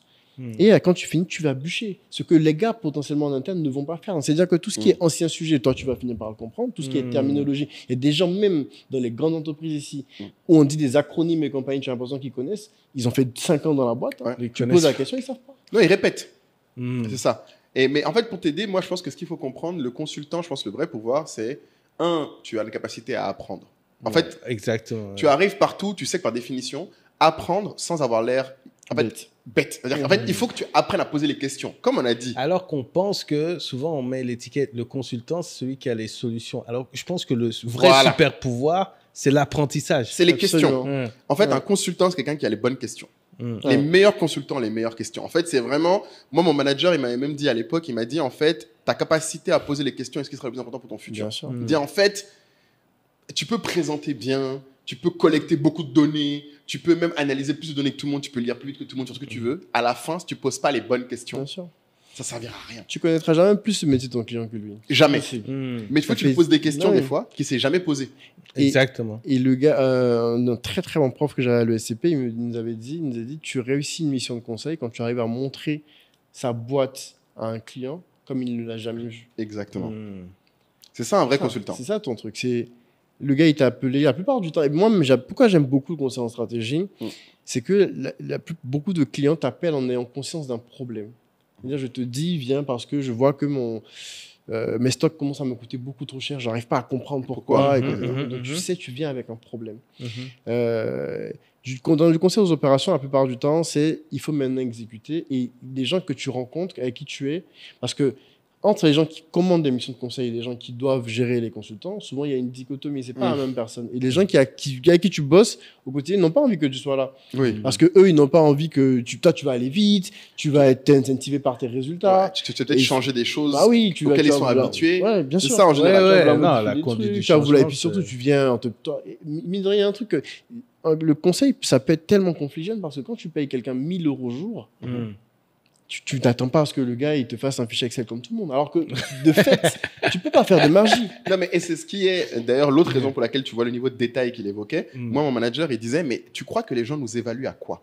Ils évaluent à sur ta slide s'il y a des fautes. Bien sûr. Ils t'évaluent à sur ta slide si tout est aligné, carré, si tout est carré. Il m'a dit, Moulay, chaque détail est une justification de ton pourquoi on n'a pas... Exactement. Il dit chaque détail. Il dit la couleur là. Si sur une feuille, je me souviens une fois, on avait une presse qu'on avait imprimée sur une feuille. Le logo de Price avait décoloré, je crois, parce qu'on avait laissé peut-être plusieurs fois le logo dessus. Donc, c'est pas la même couleur que les autres. Mon manager m'a fait reprendre tout. Il m'a dit non, désolé. Et dit cette personne a payé 50 000 € pour ce bout de papier. Il dit, Moulay, je pense que 50 000 € mérite que bien sûr. ce soit propre. Non, mais moi, je trouve qu'en termes d'état d'esprit, c'est pour ça que j'aime discuter avec des gens qui sont passés par ce genre de boîte. Je pense qu'il y a pas mal de choses à prendre. Moi, par exemple, étant une boîte spécialisée dans la communication digitale, ce que je dis aux équipes, c'est que quand le client, en fait, il fait appel aux différentes agences, en face de nous, il y a des agences qui sont 360, qui font de tout. Donc, sur la partie digitale, faut qu'ils sentent. Ils ne s'attendent pas à avoir la même chose que sur celui qui fait tout. Tu vois, c'est pareil pour tout, en fait. Une différenciation. C'est pareil pour tout. Mais du coup, ouais, c'est vrai. Le dernier cabinet, le dernier type de cabinet, donc c'est les cabinets, ce qu'on appelle les ESN, SS2I et compagnie, qui sont les cabinets qui ont vraiment émergé avec la transformation digitale. D'exécution. C'est des cabinets de conseil en informatique, concrètement, à la base. Aujourd'hui, En vrai, Maîtrise aujourd'hui, d'œuvre, maîtrise tous les d'ouvrage. cabinets dont je t'ai parlé ont à peu près tous les segments représentés en Ouais, interne. chacun rajoute. Ouais. McKinsey, ils ont Orphos qui fait du conseil en stratégie, en management organisation, parce qu'ils se sont bien rendus compte que, en fait, une grosse partie de la valeur est là. C'est-à-dire que eux, c'est un peu comme si c'était un sac Hermès. On n'en vend pas beaucoup, mais quand on en vend, on fait beaucoup de marge. Le cabinet de conseil classique, ça va être un peu plus du luxe accessible. Donc, on peut en vendre beaucoup plus, la marge est un peu élevée, mais comme tu peux en vendre beaucoup plus, finalement, tu as beaucoup plus de chiffre d'affaires que McKinsey. Puis à Zara. Ouais. Et hasard. Ah bon, bah non. Bon, ça, c'est encore, tu as au sein des groupes, il y a encore des niveaux de pricing et de bien sûr, qualité. exactement. Mais en général, ce que les gens regardent, moi, je sais que mon manager regardait beaucoup. Bon, après, quand tu grandis dans ces rôles-là, tu deviens un business développeur. Bien On se sûr. rend compte que c'est une question de panier d'achat de ton client. Ton grand groupe, il dépense combien en consulting par an? Dans quoi? Combien je vais prendre dans cette part de marché? Dans cette bourse-là. C'est C'est ça ton boulot. Toi, C'est-à-dire que tu te dis, EDF, l'année passée, ils ont dépensé 1 million d'euros en conseil. Voilà. Je sais que c'est ça le budget. On connaît les boîtes. Les boîtes, la plupart du temps, elles répercutent leur budget. Ça peut bouger à 10% plus ou moins, mais tu sais que c'est à peu près ça. Et donc, moi, en tant que PwC, dans cet environnement-là, je peux prendre combien dans cette dépense conseil? Et voilà. Et il y a un directeur de compte, EDF, qui lui maintenant va aller se battre. Il connaît des gens, il a été consultant junior dans cette boîte et compagnie, donc il finit par maîtriser le réseau, il connaît, il va aller regarder, c'est quand les appels d'offres, c'est quand les trucs et compagnie. Mais après, tu parles du directeur de compte, mais ce qui est tellement fort, c'est que les consultants ayant l'état d'esprit qu'on vient de décrire arrivent également en fait à sentir, à développer en fait du business. Ça, c'est les meilleurs. Ça, c'est là où c'est pas non, tout mais le monde. je crois qu'il y a, enfin, pour pas mal de boîtes, il y a même une obligation. Enfin, ça fait partie de tes, partie du grade de manager. objectifs De manager. d'au moins, d'au moins remonter des besoins identifiés. Manager commence à vendre. Manager commence à vendre. C'est-à-dire quand tu commences au grade de manager, à te demander, à te mettre dans tes objectifs un chiffre d'affaires de vente. C'est-à-dire, il faut que tu ramènes 500 000 euros et compagnie. Sachant que moi, les premières ventes, c'est de revendre. Déjà. Que si tu es déjà dans une mission, le plus simple, c'est de convaincre le client qui t'a déjà de revendre. Et ça compte dans tes objectifs de vente. Et puis bon, les consultants juniors, il faut les former. Il faut lui expliquer, quand il détecte une opportunité, il a fait une mission de conseil, il voit à la fin qu'on a délivré ou il a fait une mission d'intégration, il a été installé SAP, en fait, il faut faire la conduite du changement après. Mais le gars, il va faire la conduite du changement que dans l'hypothèse où le consultant qui est chez lui a donné satisfaction sur le premier volet de la mission. Exactement. Et c'est pour ça qu'il y avait un truc que moi je trouvais hyper injuste à l'époque, c'était le taux de staffing. C'est-à-dire que tous les consultants, c'est notre vie, ça. Ton taux de staffing était souvent, c'est-à-dire que si tu n'avais pas chez Price à l'époque, plus de 80% de taux de staffing, tu ne pouvais pas prétendre à ton bonus. Oui. Mais à l'époque, je me disais, mais moi, ça pas de toi. Ça dépend pas de moi. Sauf que le gars, il te dit, mais. Attends, mais là, tu n'étais pas manager. J'étais consultant junior. Non, c'est juste arrivé, c'est junior avant d'arriver senior. Tu peux pas avoir d'impact. Donc à l'époque, en fait, tu peux. Ton impact que tu peux avoir, c'est le niveau de satisfaction de ton client. Oui, ou alors, bon, moi j'avoue, ça c'est peut-être aussi le truc où moi j'étais un peu un sioux, mais c'était ma grande spécialité, ça, avoir un taux de staffing énorme. Et c'est ce que je t'expliquais à Caï, c'est qu'en fait. De bosser avec les bons managers qui te reprennent, c'est ça. En fait, le problème en vrai, c'est qu'on n'explique pas assez ça aux gens. Mais si des jeunes consultants nous écoutent, la vraie technique, en fait, c'est qu'il faut qu'assez vite tu comprennes que tous les managers ne se valent pas. Et que ton avenir est déterminé par quel manager tu t'accroches. Et ça, c'est très dur à accepter parce qu'au début, tu penses que c'est toi qui fais le taf. Mais à vrai dire, si tu es avec un manager qui lui-même est éclaté, n'a pas beaucoup de missions, n'a pas beaucoup de pouvoir, parce que l'autre danger, c'est que tu peux être staffé, mais que le manager ne peut pas te défendre. Défendre ce que tu as fait. Ce que tu as fait. En fait, ils font des people review en exercice d'évaluation. C'est-à-dire que tous les managers vont être dans une salle et on va sortir nom par nom. On va dire, Caï. Lui, on lui donne combien? Lui, on lui donne combien? Lui, il est au-dessus, en dessous. Team leader qui va se lever et dire, Caï, cette année, il a fait une bonne année. Voilà. Et tu peux avoir, malheureusement, un autre gars, oh non, il est nul. Il est naze. Exactement. Et si le gars qui dit que tu es naze, si c'est lui qui a plus de pouvoir. Le doute. Ouais. Non, mais le pire, c'est que s'il a plus de pouvoir, même si c'est vrai, il a plus de crédibilité que l'autre. C'est fini. C'est sa voix qui va porter. Et c'est pour ça que moi, je me souviens, c'est une leçon que j'ai prise, que je me suis fait virer comme ça de chez KPMG. Parce que celui qui ne pouvait pas me blairer avait plus de crédibilité que tous les autres qui m'appréciaient. Mais il y a de plus en plus de boîtes qui mettent en place le système de sponsor, mais tu me diras, c'est pareil, il faut avoir le bon sponsor. Il faut y penser. C'était un gars de Airbnb qui me disait ça, que il n'avait pas compris l'importance en fait de ce sponsor. Capital. Il pensait que c'était un parrain. en Alors fait, que plus c'est tu montes, celui-là qui va aller se battre pour mais toi. même pour devenir associé, le jour où on fera l'épisode avec Ericsson, qui est du coup associé chez Price, il te racontera. Le choix de qui est ton sponsor peut déterminer si un jour ou non tu deviens un associé. Comme dans Suits. Voilà, comme dans Suits. Exactement. Non, mais Suits, c'est le meilleur truc. C'est que le gars de l'avocat, c'est très proche. L'association, tu peux être directeur longtemps et ne pas passer parce que c'est Jamais. cooptation. Oui. C'est tout le monde dit, lui on accepte. Et du moment où tu as énervé un des gars, tu peux rester là. Lui, il dit non, lui, moi je partage pas mon argent avec lui, mon gâteau avec lui. Et tout. Et donc c'est bon. Et c'est ce que moi je trouve qui était intéressant aussi dans le cabinet de conseil, c'est que moi ça m'a très vite appris la politique. Parce que je trouve que c'est l'un des rares mondes où c'est aussi visible. Parce que comme c'est très carré, tu te demandes pourquoi ce gars-là, lui, il est passé senior plus vite que tout le monde. Pourquoi lui, c'est prime. Ou pourquoi lui, par exemple, comme tu dis, il n'est jamais là. Affaire de staffing. Il est toujours staffing. Lui, c'est-à-dire qu'il y a des employés du premier au premier. Ils viennent que le jour où il y a l'événement et toute la boîte. Non, mais quand tu es dans une boîte de service, c'est vrai que tu apprends rapidement. Tu comprends plus vite l'être humain, je pense. Moi, quand j'étais en conseil achat, à l'époque, tu vois, on avait un boss, tout le monde avait un problème avec lui. En fait. Systématiquement, il se plaignait, etc. Et moi, j'avais aucun problème avec ce gars, tout en sachant exactement ce qu'il faisait, qui dérangeait en fait les autres. Mais en fait, j'ai compris que moi, je suis rentré dans un truc, je vais choisir mes batailles. Ouais. C'est-à-dire que je vais avoir une bataille. En général, c'est la partie de la revalorisation. Et je vais me focaliser sur celle-là. Mais l'autre j'ai pas eu tel congé, je vais me focaliser sur une. Exactement. Et donc, les gens se perdent parfois. Dans les priorités. Ouais, dans ce qui doit être la priorité. Et parfois, ta priorité est obligée d'être en fonction, effectivement, de qui tu as en face de toi. Ouais, mais il faut que tu aies un plan. C'est parce que c'est pareil. Beaucoup de gens arrivent dans le cabinet de conseil, comme ils disent, c'est l'armée. Vous êtes là, vous savez déjà qu'à la fin de l'année, il y a un tiers d'entre vous qui va se faire virer. Vous savez qu'après, il n'y en a que les 2 tiers qui vont arriver à senior. En fait, donc tu sais le chemin. Up or out, en fait. Mais il y a trop de gens, up or out. Et il y a trop de gens qui, du coup, se laissent porter par le flow. Et qui arrivent au moment. Si je bosse dur, c'est bon. Voilà, mais parce que c'est vrai qu'on bosse dur aussi. À la base. Mais ça suffit. Ça suffit pas. Tu devrais. Ça pourrait suffire, mais ça suffit clairement pas. C'est comment. Et en plus. Quand tu viens comme nous d'Afrique, c'est une autre difficulté parce qu'au final, toi, tu n'as pas la culture d'aller aux arcs, faire le ski l'été. Exactement. Les parents ne se connaissent pas forcément, tu vas pas aller au golf, au truc et compagnie. Et donc, forcément, même s'il est, c'est-à-dire à compétence égale, même à compétence un peu moins élevée, la proximité et la facilité à travailler avec quelqu'un d'autre parce qu'ils ont la même référence va faire que toi, tu as 2 fois plus de travail à faire ou en tout cas à devoir commencer à devenir comme rentrer un peu dans ce monde-là. Tu vas commencer à faire du golf. Voilà. Tu vas aller des petits polos. Tu vas commencer. Voilà. Hier, je me suis mis au paddle. Ça compte. Ah, c'est bien ça, paddle. C'est tendance. Ouais. Mais lui, il est dedans. Lui, c'est un champion de paddle. Ah, bah voilà. Moi, champion. Smith va rigoler si ça. Non, mais je vous vois poster souvent là. Je vous vois. Tu connais la mesure de Moulay. Tu as déjà mis champion d'Afrique, c'est bon. Mais après les championnats. Mais en plus, ils organisent des championnats bientôt. Oui, ça va être bien. Et je trouve que c'est des super ambiances.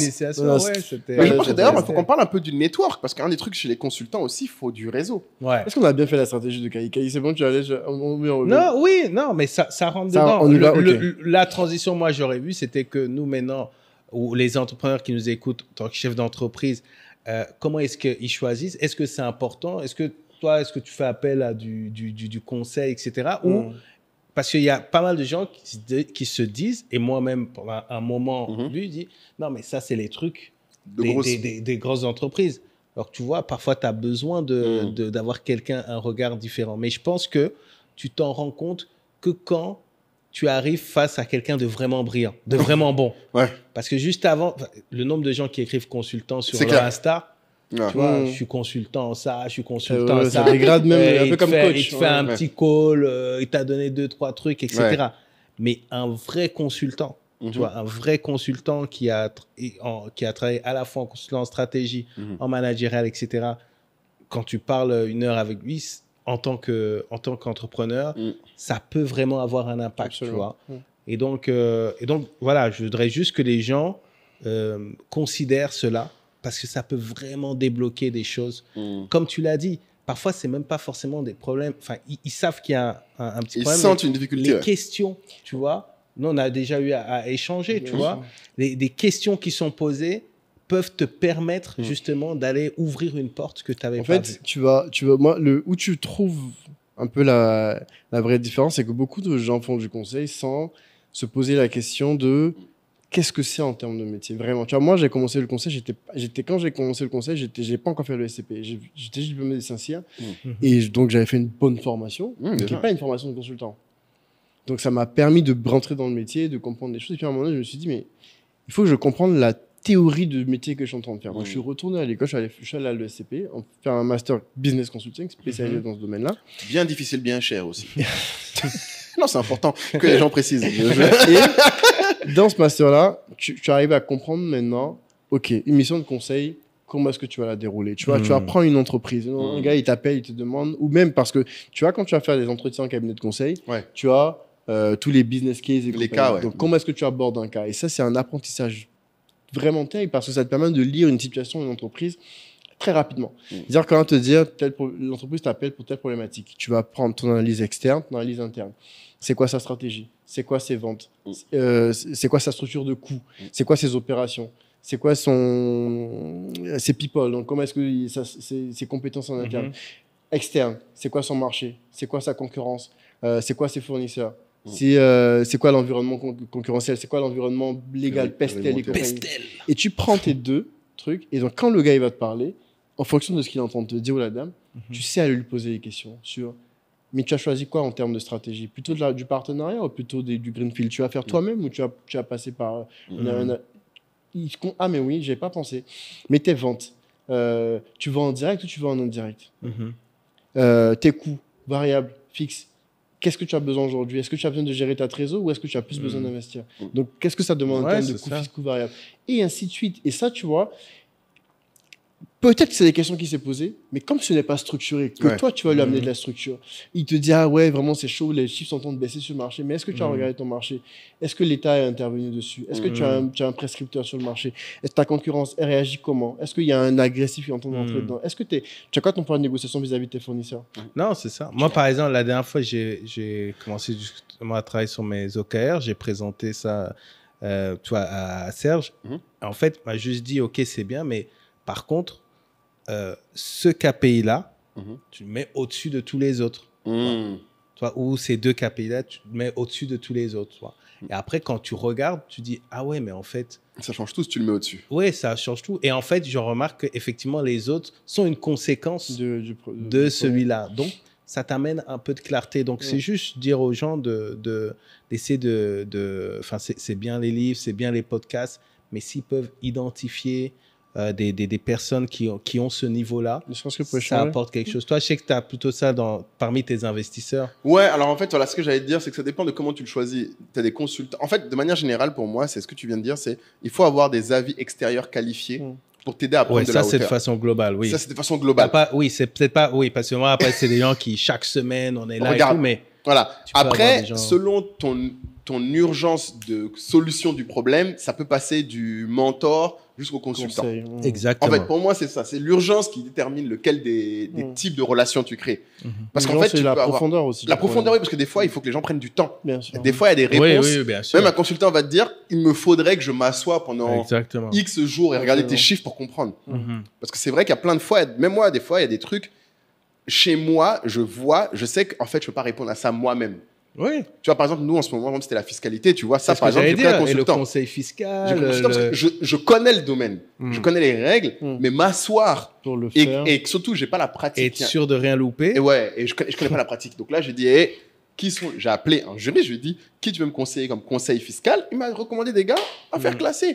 Et là, effectivement, tu as une expertise et du temps. Parce qu'en fait, c'est ça aussi que tu payes, en vrai, avec le consultant. C'est que tu vas mettre du temps. Du temps précieux. C'est que beaucoup de gens aussi ont l'impression que si j'appelle un conseil, c'est parce que je sais pas faire. Non, ça absolument. C'est avis extérieur. Plus, deuxième chose, vu que c'est son métier, il a fait potentiellement la même chose chez plusieurs gens. Exactement. Et donc, il peut limite même venir te dire sans même dire le client, parce qu'il y a un devoir de confidentialité, mais t'orienter vers les solutions qui sont les plus pertinentes, parce que sont les plus communes dans le marché, parce qu'elles ont fait leurs preuves.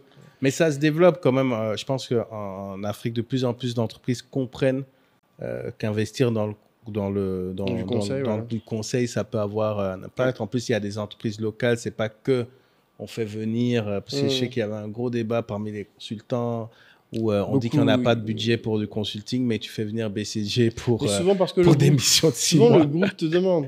Ouais. Souvent, c'est même le groupe ils vont te l'imposer, c'est toi qui vas payer. Mais parce qu'en fait, il faut aussi être réaliste sur une chose qu'il faut que je pense que peu de gens réalisent, parce que moi, j'ai eu la chance quand même d'être très haut dans des grands groupes. Quand tu passes à certains niveaux dans un grand groupe, par exemple Alstom, quand j'étais vraiment interne, tu te rends compte que des fois, à des niveaux de groupes multinationaux, le dirigeant, des fois, il a des intuitions, des décisions qu'il veut prendre, mais il doit les faire justifier. Absolument. Parce qu'en fait, c'est normal. Quand tu décides qu'est-ce qu'on va faire pendant 5 ans sur des centaines de millions d'euros, on ne peut pas prendre que ton avis. Bien sûr. Donc, il a besoin de faire appel à des consultants externes pour valider ou infirmer ou préciser ses opinions. Donc, des fois, les gens... Et se baquer, parce que des fois, tu peux te foirer. Parce que moi, je sais que même des dirigeants peut-être moins gros, du coup, des fois, tu as besoin. Par exemple, des fois, je donne un exemple bête, des fois, pour faire des crédits auprès de banques, quand tu as un consultant externe qui a validé quelque chose, ça aide. Moi, je sais que, par exemple, on a aidé beaucoup de marques, avec Anka, on a aidé beaucoup de marques de mode à se faire financer avec notre livre blanc. Parce que grâce à notre livre blanc, elles pouvaient montrer qu'elles sont au-dessus de la moyenne des autres marques. Mais il n'y avait pas de data avant qui prouvait qu'une marque qui fait du 10 000 euros par mois, c'est très bien. Personne n'en sait rien en Afrique. Il n'y a pas de chiffre qui dit ça. Ils vont juste le comparer à toutes les PME. Ils vont se dire, ouais, mais en fait, quand je vois ta trésor, bon, c'est beaucoup d'argent qui sont sur les trucs en ligne. Est-ce que c'est régulier? Non. Alors que si tu dis, non, ça c'est dans les 1% des boîtes qui font ça, ta banque, même si elle ne juge pas... Du moment elle fait confiance à Anka, c'est fini, plus que toi. Et c'est ça souvent qui arrive aussi. Le consultant, des fois, ça peut être aussi des parties externes qui valident ton positionnement, ta vérité. Donc, ton entrepreneur a besoin à un moment, des fois, d'avoir un appui externe. Parce que tu es dedans, tu ne peux pas tout faire. Mais je pense que le plus gros problème... Alors ça, c'est peut-être aussi pour les plus jeunes. Je me rends compte que beaucoup de gens... Il faudrait que tu expliques un peu aux gens la stratégie, ce que c'est. Parce que les gens veulent tous faire de la stratégie. Alors que moi, ça me fait rire. Il n'y a pas de stratégie sans exécution. Qu'est-ce que ce n'est pas, bien sûr. Qu'est-ce que c'est et qu'est-ce que ce n'est pas. En fait, tu vois, on fait de la stratégie à la fois militaire comme entrepreneuriale, parce que la stratégie vient du domaine militaire. Exactement. Ça vient de... Enfin, il y a d'autres grands auteurs, mais l'un des plus connus, c'est Clausewitz. Sun Tzu d'abord, en effet, l'art de la guerre, mais qui est beaucoup très... Clausewitz pour les Européens, beaucoup très imagé. Moi, j'ai eu du mal à finir l'art de la guerre de Sun Tzu. Ah, c'est dur, hein. C'est très imagé. C'est très asiatique. Les 9 trucs. Tu vois, c'est... Clausewitz, c'est plutôt clair, c'est plutôt direct. Clausewitz, c'est un général prussien. Je sais pas s'il était général. En tout cas, c'est un soldat prussien qui était dans l'armée prussienne pendant la guerre de 70. Donc l'Allemagne a battu la France en 1870. En tant que podcasteur, ça vous arrive pas parfois, genre au bout d'une heure et demie, de poser une question et vous dire c'est cette question que j'aurais dû poser en premier. Elle aurait été trop stylée. Toi, ça t'arrive pas, ça? Si, bien sûr. Il y a plein de fois, il se dit, faut couper ça, mettre au début. Trop tard. C'est pas grave. Vas-y. Donc, la stratégie Clausewitz et compagnie qui a permis aux Allemands de vaincre les Français. Et en fait, la stratégie, lui disait, c'était la guerre, c'est la continuation de la politique par d'autres moyens. La stratégie, la guerre, c'est continuation de la politique par d'autres moyens. Très beau, ça. Mais pour revenir à la stratégie en elle-même, on rentre en stratégie pour 3 choses. On va dire, quand tu as un projet, une vision, un désir d'avenir, c'est-à-dire que je sais où je suis en train de partir, je veux aller à un endroit et je me donne les moyens d'y aller. Deuxième chose, quand il y a il y a de la concurrence, c'est pas le mot concurrence, il y a de l'adversité dans le secteur. C'est-à-dire que si tu es dans un secteur où tu n'as pas de problème, il n'y a pas besoin de faire de stratégie, tu fais ce que tu as envie de faire et ça marche. Le secteur change, quoi. Ouais. Le troisième sujet, j'ai pas des ressources illimitées. J'ai une limitation de mes ressources. Ouais. Si j'ai les 3 sources, je suis dans un secteur concurrentiel, je sais où je veux aller, j'ai une vision et j'ai des ressources limitées, je vais commencer à faire la stratégie. C'est-à-dire, la stratégie, c'est la science de l'allocation des ressources à long terme. Comment est-ce que j'arrive à mettre de l'argent au bon endroit, au bon moment, pour que ça reproduise l'argent de juste qu'on précise, quand on utilise le terme ressources, dans ce cas-là, on ne parle pas que des êtres humains. On parle de ressources, du temps. Exactement. Des équipes, le temps, tout. Ouais. Exactement. Allocation des ressources de manière générale. Alors, merci d'écouter ce podcast qui, j'espère, vous sera utile, qui est surtout, en plus d'être divertissant, vous sera quelque chose qui vous permettra d'apprendre. Et je sais que le mot apprendre est un peu galvaudé. C'est pas juste qu'on veut vous transmettre des informations. On espère qu'on va vous donner envie d'agir pour changer, pour être meilleur. Et il y a 2 façons dont vous pouvez agir pour ce podcast. La première, évidemment, c'est de vous abonner. Hein. C'est gratuit, ça coûte rien. Il y a une façon qui est payante, mais qui vous servira plus qu'elle nous servira. Et c'est de rejoindre la tribu SOA. Beaucoup de gens pensent que la tribu SOA, c'est juste un groupe Telegram, mais ils ne savent pas vraiment ce qu'il y a derrière. Un point sur lequel je voudrais revenir, c'est que si vous regardez bien, en fait, ce qui, j'espère, vous apporte de la valeur, c'est que nous, on partage notre expérience. Et surtout, ce que je pense que certains d'entre vous aimeraient quand ils nous écoutent, c'est partager la vôtre. Et en fait, la tribu, c'est ça. C'est plus un simple groupe Telegram. On a évolué vers une nouvelle plateforme encore plus dynamique. Certains disent quasiment que c'est un réseau social dédié aux gens qui écoutent le podcast SOA. Et dans ce réseau social, en fait, on échange, on apprend et donc on agit ensemble. Et si vous avez envie de co-construire le podcast, si vous avez envie d'améliorer votre plan, votre carrière ou de votre entreprise, ces 3 choses supposent une action dès aujourd'hui et pas demain et pas dans 6 mois. C'est rejoignez la tribu SOA. Pour l'instant, ça ne coûte que 100 000 l'année, donc vous payez une fois et c'est terminé. Et comme on a une nouvelle plateforme et comme vous le savez, une nouvelle année amènera sûrement de nouveaux tarifs, donc dépêchez-vous. J'espère vous rejoindre très vite dans la tribu SOA. Et donc la stratégie en termes maintenant consultant, ça va être comment est-ce que je vais mettre en place une méthodologie pour arriver à la fin à te définir ce truc-là, donc ce plan à long terme, c'est même pas un plan, cette vision à long terme et comment est-ce que je vais faire pour y aller. D'accord ? Et ça va venir par... On peut faire un diagnostic stratégique quand je prends une entreprise. Je vais aller essayer de comprendre quelles sont ses ressources et compétences uniques qui vont lui permettre de gagner un avantage concurrentiel. C'est tout le principe de la stratégie. C'est quelles sont tes ressources et compétences uniques, donc ressources uniques et compétences distinctives qui te permettent de gagner un avantage concurrentiel sur les autres. Et donc, ça veut dire que pour toi, tu es fondamentalement convaincu quand tu conseilles qui que ce soit, comme on dit en anglais, if you don't compete, if you don't have an edge.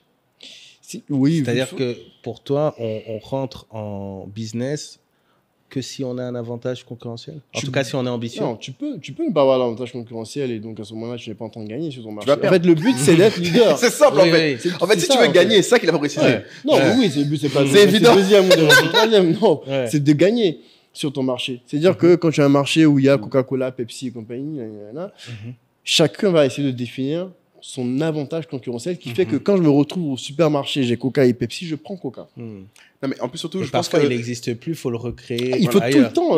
Tout le temps, voilà. En fait, l'avantage concurrentiel, il y a 4. Il est 4 choses permettent de valider un avantage concurrentiel. Donc, il y a la valeur pour le client, la rareté de ton avantage concurrentiel, l'inimitabilité, et comment est-ce que tu arrives à le fondre dans ton organisation. C'est la valeur unique. Ça doit être VRIO. Valeur, rareté, inimitabilité, et comment est-ce qu'il est fongible dans l'organisation. Le point est répandu. Ouais. Dès que tu penses à avantage concurrentiel, c'est est-ce qu'il apporte de la valeur à mon client ? À quel point il est rare ? Si tu développes un avantage concurrentiel, c'est-à-dire que typiquement, je prends un exemple vraiment tout bête, c'est même pas le bon exemple pour moi, mais je vais le faire quand même. Tu prends un avantage concurrentiel qui a un QR code, par exemple, et que ton concurrent peut répliquer ça demain, tu as perdu ton avantage concurrentiel en un jour. Par contre, si mon avantage concurrentiel, c'est un réseau de distribution que j'ai calé depuis 10 ans, que j'ai exclu mon exclusivité et compagnie, n'importe quel qui va arriver, ça devient une barrière à l'entrée pour lui. Donc, mon avantage concurrentiel apporte de la valeur parce que du coup, je distribue beaucoup plus simplement. Il est inimitable parce que tu ne peux pas construire un réseau de distribution en 3 jours. Il est rare, pardon, parce que il est rare parce que tout le monde ne l'a pas. Et dernièrement, il est dans mon organisation parce que c'est mon organisation qui permet parce qu'il constitue l'opération continue et c'est vrai qu'un point qu'il faut saisir, c'est que pourquoi c'est important pour moi la stratégie, et j'aime bien rappeler ça aux gens, en fait ça devient important à partir du moment où tu acceptes qu'en business, où tu meurs, où tu grandis. En fait, il n'y a pas de milieu. Il y a trop de gens en fait, qui sont dans un truc au milieu et ils ne comprennent pas qu'en fait, ils meurent juste lentement. Bien sûr. C'est ça qui est très dangereux. En fait, et encore plus quand tu es gros. Il y a un très gros... Tu vois, même... Le conseil en stratégie est un peu né avec un gars qui s'appelle Bruce Anderson, qui a fondé le BCG. Et Bruce Anderson, ce qui a fait son avantage à lui, à ce moment-là, c'est qu'il a créé un truc, il a identifié un truc qu'il appelait la courbe d'expérience. La courbe d'expérience, c'est sur un même métier, plus je vais faire quelque chose, plus ça va me coûter moins cher de le faire petit à petit parce que je gagne en expérience dans la manière de le faire. La manière dont, si je construis une voiture, ce que ça me coûte est totalement infinitésimalement plus faible que si je construis 1 million de voitures. C'est pour ça qu'on va aller faire, quand tu vas prendre ceux qui construisent des voitures, on va aller regarder qui construit le plus de voitures parce qu'il a la capacité d'amortir la production d'une voiture sur une capacité de production d'1 million de voitures. Tu vois. Et donc, Toyota, qui aujourd'hui construit le plus de voitures dans le monde, est souvent l'entreprise qui fait le plus de marge sur une voiture construite dans le même segment d'activité. Parce que bien sûr, Ferrari fait beaucoup plus de marge que n'importe quelle voiture. Ils arrivent même à faire des partenariats pour construire pour d'autres marques. Mais c'est pour ça que Stellantis a été créé avec la fusion de Fiat, Citroën et compagnie. Parce que à un moment donné, si tu n'as pas une capacité de production qui dépasse un certain volume, les autres construisent, par rapport aux autres, les autres construisent trop moins cher par rapport à toi. Et donc, tu as sorti des voitures de la même gamme qui, même si tu la mets au même prix, toi, tu gagnes moins. Tu gagnes moins d'argent qu'eux. Et donc, ils ont plus d'argent pour faire de la pub, pour faire plein de trucs qui, en fait, du coup, te font perdre. Et tu as évoqué, tu vois, la fusion, les types de partenariats. Et c'est ça aussi que sert la stratégie. Absolument. Quand tu as la stratégie, tu vois clair, à un moment donné, c'est là où tu vas aller voir même celui que tu pensais être ton pire concurrent et dire, gars, on devrait se sur ça et que ça devient évident. Je pense que Amazon, c'est warehouse, là, bien sûr. ces espaces logistiques, ils les louent à d'autres. Après, oui, ils en ont fait un produit. C'est la stratégie qui est très connue de transformer tous les coûts en poste de revenus. Ouais, très, très, très intéressant. Et puis, tu as dit un truc aussi sur les raisons pour lesquelles je vais penser à ma stratégie. Tu as parlé de l'adversité dans le secteur, parce qu'on entend souvent des entrepreneurs qui sont fiers de dire j'ai pas de concurrent. Tu vois, j'ai pas de concurrent. Bon, ce que je voulais juste souligner, c'est que déjà, c'est pas forcément quelque chose de mauvais d'avoir des concurrents. Et puis, il y a forcément des acteurs de marché indirect. Mais je veux dire, même dans ce cas-là, il y a ce qu'on appelle, ce que tu as appelé l'adversité du secteur. Par exemple, Moulay aussi, toi aussi, tu dis que tu n'as pas forcément... Non, mais moi, je suis un très bon exemple. Il peut être très ouvert sur ces chiffres parce qu'en fait, il n'y a pas quelqu'un qui fait la même chose. Mais par contre, l'adversité qu'il rencontre est tellement grande dans son secteur, que ça soit législatif, que ça soit technologique, etc., qui fait que tu es obligé d'avoir une stratégie. Un peu attention. Il est obligé d'avoir une stratégie, pas parce qu'il n'a pas le concurrent. Il n'a pas de concurrent qui font la même chose que lui. Oui, c'est ça. Oui, mais il y en a qui ont la même... il a des produits de substitution. Bien sûr. C'est-à-dire que... C'est ça, endgame. Il y a des gens qui vont potentiellement... c'est-à-dire vendre beaucoup de gens vont faire ça de manière différente. Il y a des alternatives. Quand je disais... Donc, ce qui fait que tu as besoin de faire de la stratégie. Parce qu'à un moment donné, comme le client, à un moment, quand il va vouloir acheter quelque chose, il a la possibilité d'aller chez Anka ou d'aller en boutique ou de commander sur Amazon. Mais ici, en local, il n'a peut-être pas de concurrents qui font la même chose que lui. Mais du coup, comme tu as d'autres possibilités sur ton métier, il faut que tu réfléchisses à te dire comment est-ce que j'amène mes produits à un client, que mes produits soient de qualité, qu'ils arrivent rapidement, qu'ils arrivent, qu'ils garantissent un taux de satisfaction de son parcours. Donc, il y a tout ça que tu vas faire pour dire. Et donc, comme ce client-là, il aime la manière dont je le sers, il ne va pas aller chez l'autre personne. Oui, non, mais... Si tu prends l'exemple, par exemple, de dire, imaginons un instant, est-ce que la CIE va faire de la stratégie? Ils sont obligés, oui. Moins que d'autres. La CIE n'a pas de concurrent. Oui. Mais leur stratégie, c'est juste de dire, comme c'est un marché régulé, le gouvernement fixe un prix, il faut que notre production soit... On arrive à matcher la production moins cher que le coût que le gouvernement nous fixe pour qu'on puisse faire des revenus. Donc, c'est ça ta stratégie. Mais en soi, ils n'ont pas de stratégie concurrentielle. Il n'y a pas de dire... Non, pas de stratégie concurrentielle, mais attention, bon, après là, je rentre dans les trucs, mais tu commences à avoir quand même, tu vois, certaines alternatives qui arrivent sur le marché. Mini-grid, des compagnies. Tout ce qui est aussi panneaux solaires. Exactement, aujourd'hui. Et puis après, il y a un vrai enjeu aussi d'accompagner. Bon, tu me diras, là, c'est peut-être le côté un peu national, étatique, mais d'accompagner aussi les usagers dans la compréhension et dans les usages. Imagine ce que ça aurait été s'ils avaient quelqu'un en face. Je te prends un exemple. Moi, j'ai fait une mission. Oui, comme ça se passe en Europe, maintenant, c'est la guerre. C'est la guerre. SNCF. Ouais. SNCF, on arrive en 2021, je crois, je ne sais plus dans quel cabinet j'étais, et le client commence à nous dire, en fait, il y a une loi qui vient de passer, qui ouvre la concurrence. Mais personne n'est venu, c'est pas ça. Non, si, il y a Alitalia qui est venu, qui fait, ils font pas, il n'y a pas de concurrents encore sur les lignes internes. Oui, c'est ça. Ils sont venus, mais en international. Mais ça va venir. Ouais. De toute façon, c'est un marché, ça va venir. Mais ils ont commencé à nous dire, à ce moment-là, comment est-ce qu'on anticipe, parce que pendant longtemps, nos agents ne réfléchissaient pas en termes de concurrence. Tu vois comment les gens de la SNCF te parlaient dans le métro, ou dans le métro, dans les trains. On fait grève. La notion de client était complètement ridicule. Et c'est ça le point de beaucoup de cas. Et c'est vrai que la stratégie, ce que moi j'aime beaucoup, et c'est pour ça que je trouve que c'est un domaine qui malheureusement est trop galvaudé, parce qu'en fait on n'a pas dit pourquoi c'est galvaudé, c'est qu'en fait le problème, c'est que la stratégie normalement c'est la compréhension de l'environnement et les dynamiques dans lesquelles il évolue. Et c'est ça qui est dangereux, c'est que les gens s'assoient sur les photos. Alors que c'est de la vidéo, la stratégie. C'est ce que je dis souvent. Moi, voilà, ça évolue. Moi, si je m'asseyais à l'époque, pareil, ce que je dis souvent aux gens, si je m'étais arrêté en 2018-2019, quand la marketplace en cas, on était officiellement les plus gros et qu'on faisait du chiffre, et que j'avais dit, je fais que ça, mais je serais mort aujourd'hui parce que mon concurrent, et quand j'ai dit aux gens, c'est qui mon concurrent, ils ont rigolé, j'ai dit, mais c'est Facebook.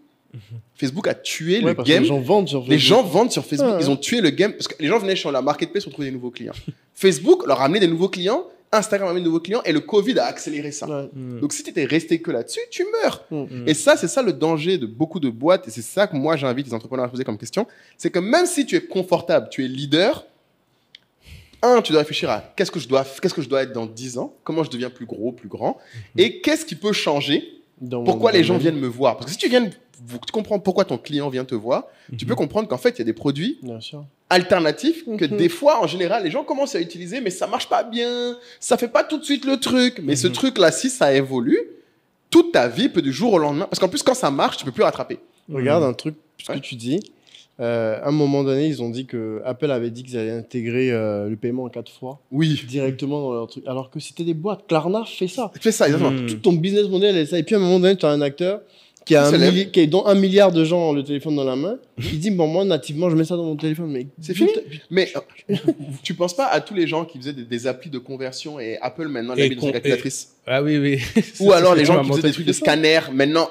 Mais même pour les prix des billets d'avion, ce genre de choses. Et en fait, c'est ça le problème. C'est tout ça, la stratégie. ChatGPT aussi arrive pour Google. Voilà, Google, c'est pour ça qu'ils sont en PLS. C'est pour ça qu'ils sont en train de... Il y a Gemini, ils sont en train de chercher à aussi se rattraper un peu. Même ChatGPT, mais Perplexity.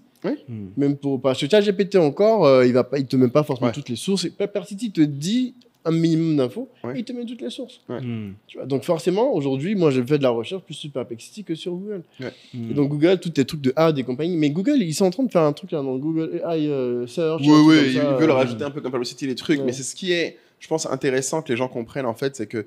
Et alors, le problème du coup que moi j'ai, c'est que plein de gens, surtout quand ils sont jeunes, ils veulent faire de la stratégie. Ce qui est compliqué parce qu'en fait, si tu comprends ce qu'on vient de dire, tu n'as pas une connaissance intime du marché suffisante pour faire de la réflexion pure. Le livre de Eric Rice. Eric Rice. Est-ce qu'il n'a pas gardé avant de faire la stratégie? Fais l'exécution. En fait, et c'est ça le problème, c'est que il n'y a aucun général qui n'a pas été soldat avant. C'est ça qui est compliqué. Les gens ont tendance à penser que faire de la stratégie, le consultant est en fait celui qui donne l'impression aux gens que tu peux en faire sans avoir l'expérience, mais le consultant... C'est ça aussi le problème du consulting. C'est ça. C'est que c'est des gens jeunes qui vont aller donner des conseils à des gens plus expérimentés. Mais sauf que les gens oublient que le gars jeune là en cabinet, en fait, en vrai, ce qui se passe, quand tu fais une mission de conseil, tu vas aller, on en a déjà parlé de ça, mais tu vas arriver et tu vas poser un certain nombre de questions à ton client. Moi, j'avais résumé, on va le donner aussi aux gens, en Tosca. Donc, trouble, what's your trouble? C'est quoi ton problème? Pourquoi est-ce que tu as besoin d'un conseil? Qu'est-ce qui ne va pas actuellement chez toi? C'est mes opérations, c'est mes stocks qui ne sont pas bien gérés, c'est mes vendeurs qui ne vendent pas assez bien et compagnie. OK, who is the owner of the problem? C'est qui qui va se faire botter les fesses ça marche pas. Si ça ne marche pas, si tes trucs ne bossent pas? OK, c'est lui. C'est lui là, qui va être ton sponsor en interne. Parce qu'un consultant, vu qu'il vient de l'extérieur, il a besoin que quelqu'un dise c'est là, il faut aller. Voilà. Tu as besoin d'un sponsor en interne. Troisième. C'est quoi mes critères de succès? Success criteria. Comment est-ce que, à quel moment tu es sûr, on valide le fait que, aucun problème, à quel moment on valide le fait que j'ai réussi? Tu as récupéré le livre?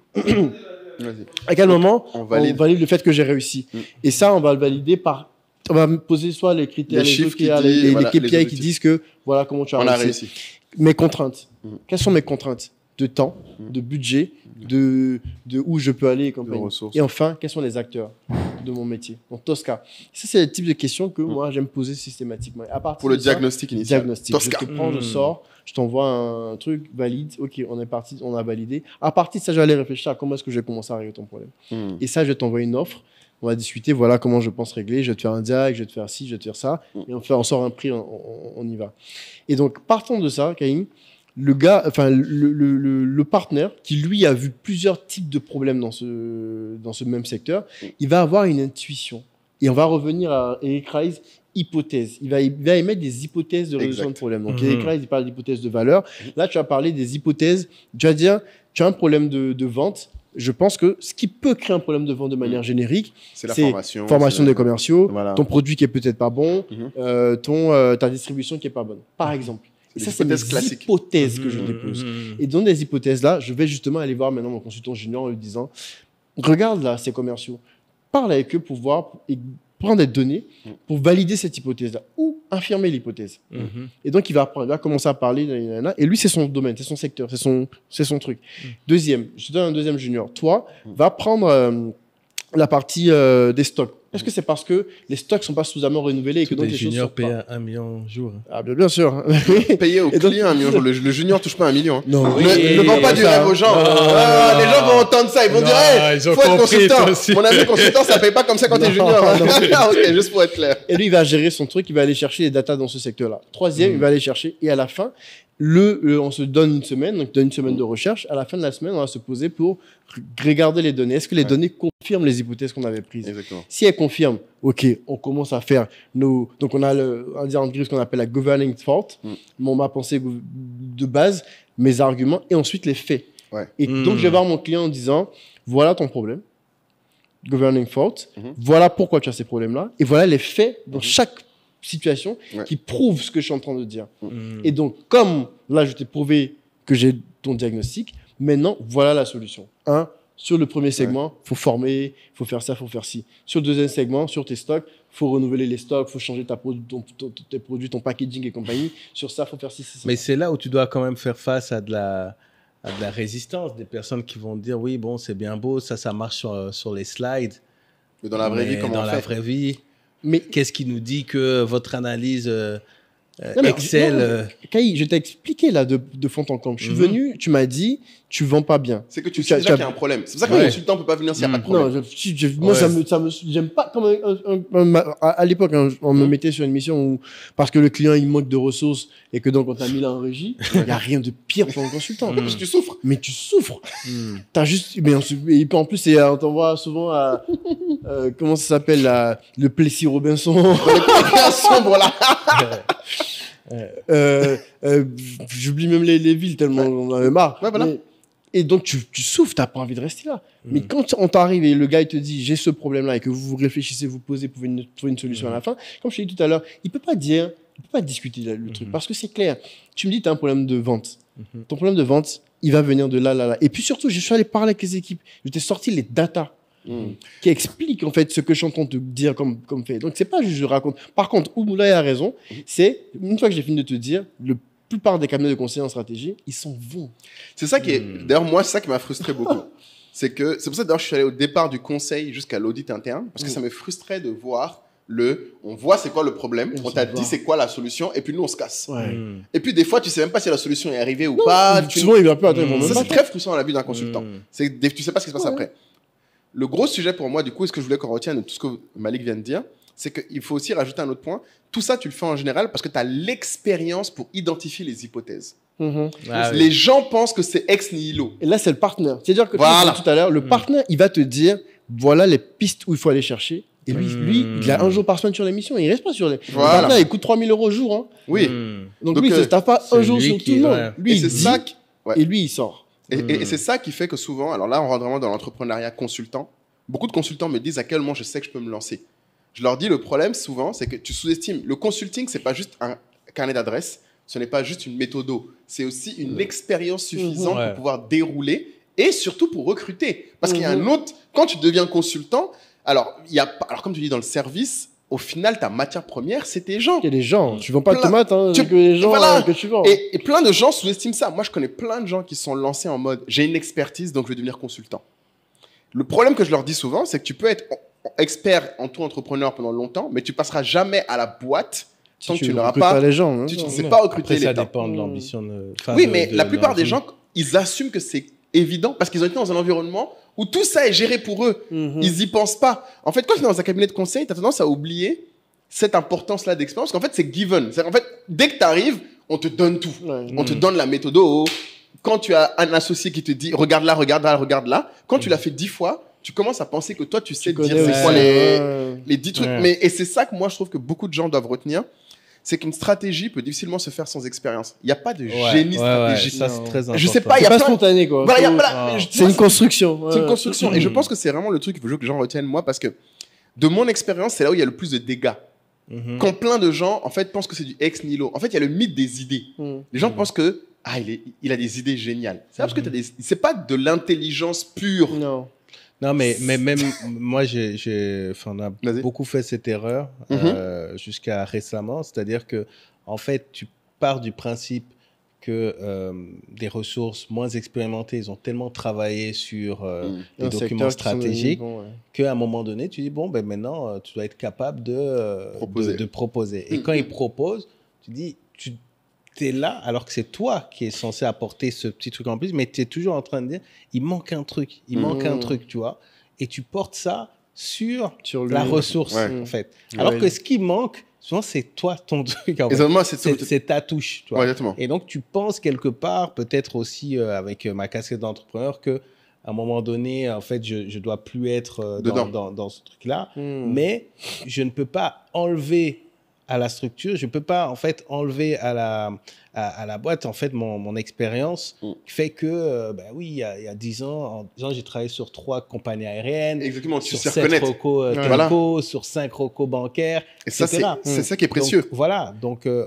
et c'est là où souvent, d'ailleurs, les consultants vont te dire... En fait. Voilà, les consultants vont te dire à toi, mais en fait, Kai, il faut que tu crées tes documents de success case, que tu documentes, c'est là où tout le monde que déteste. tu crées de la méthode. La méthode, voilà. C'est ça. Parce qu'au final, et moi, je dis toujours à chaque fois aux gens, toi, depuis qu'on parle, je te parle en termes de méthode VRO, parce que il n'y a que ça que tu peux transmettre. Exactement. Tout le reste, c'est de l'intuition qui vient de l'expérience. C'est ça. C'est ça qui est très dur. Et donc, quand tu finis par rester dans, je vois ça, comme un médecin, je vois sa peau est blême et compagnie, il est en train de faire un AVC, ok, mais gars, si tu n'as pas écrit quelque part que quand la peau passe de quelle couleur à telle couleur, qu'en plus mêlé à les yeux qui sont comme ci, comme ça, ça veut dire que voilà le diagnostic. Mais ça, ce que tu dis là, c'est vrai, mais j'avoue, c'est pas évident. Très dur. Pas évident parce que très dur. Tu vois, il y a des choses, franchement, c'est tellement intuitif bien sûr. Que et pourtant, tu vois, je sais que j'essaie d'être à fond dans la pédagogie,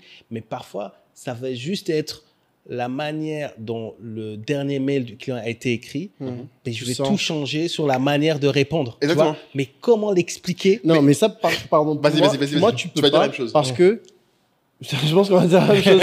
C'est toi. En fait, c'est là qui fait la différence entre différents types de personnes. Ouais, mais parfois, justement, le deal va se jouer à ça. Oui, mais le cabinet m'a appris une chose, et toi, tu as dû le voir aussi. En fait, la solution pour régler ça, c'est le mimétisme. C'est de faire aux gens avec toi. Par exemple, en cabinet, quand tu fais une présentation ou tu veux prendre quelque chose, moi, je me souviens, mon manager me disait toujours, je ne corrigerai jamais pour toi. Il prend son stylo rouge et il raye devant toi. Et il te laisse faire. Et ensuite, tu peux copier comment lui, il fait. Parce que ce que tu te dis là, par exemple, il faut qu'il te voit, toi, faire les emails. Et c'est pour ça qu'une grosse partie de l'exercice d'apprentissage, malheureusement, c'est dans l'action. Il n'y a rien qui ne peut être que de l'information. Et c'est ça que moi, je dis souvent aux gens. En fait, il y a une limite de ce que tu peux apprendre par info. Il n'y a que dans l'action. Et c'est pour ça que souvent, je dis à mes équipes, et c'est là que moi, j'ai du mal à appliquer ça assez même moi, c'est très dur parce que, en fait, en startup, on a ce qu'on appelle le founder mode, qui est devenu très tendance maintenant, où on dit, en fait, les founders, tu dois jamais laisser l'opérationnel. Il faut que les gens te voient faire. Parce que la réalité, c'est qu'il y a des trucs que toi, tu ne pourras jamais expliquer. C'est que quand eux, ils te voient faire, ils se disent, mais pourquoi ils parlent comme ça? Par exemple, là, l'autre jour, on m'a fait remarquer, bon, c'est pas dans mon équipe, on m'a fait remarquer, mais on m'a fait remarquer que même quand je parle aux clientes, ma voix est différente. Et on m'a demandé, mais Moulay, pourquoi tu parles comme ça? Je dis, comment ça? Comme ça. Il dit, mais tu parles pas pareil. Je dis, ah bon? Il me dit oui, tu parles plus doucement. Donc, tu vois, à toi, c'est. En fait, c'est inconscient. C'est inconscient. Et le pire, c'est qu'il m'a demandé. Et donc, il m'a demandé, il dit, mais d'où ça te vient? Et en fait, j'ai réfléchi, j'ai dit, mais en fait, non, ça, c'est pas dans la boîte que j'ai appris ça. J'ai appris ça quand je fais des call centers. Quand j'étais étudiant. Et que je savais que mon niveau de voix déterminait plus ou moins sur les C'est vrai, plus que même moi, je t'ai déjà vu faire des calls où c'est tout d'un coup, salut Maïmouna, je t'appelle parce que... Voilà, et par exemple, tu vas voir, quand j'ai fait un call, un secret par exemple que j'ai appris dans les call centers, je souris.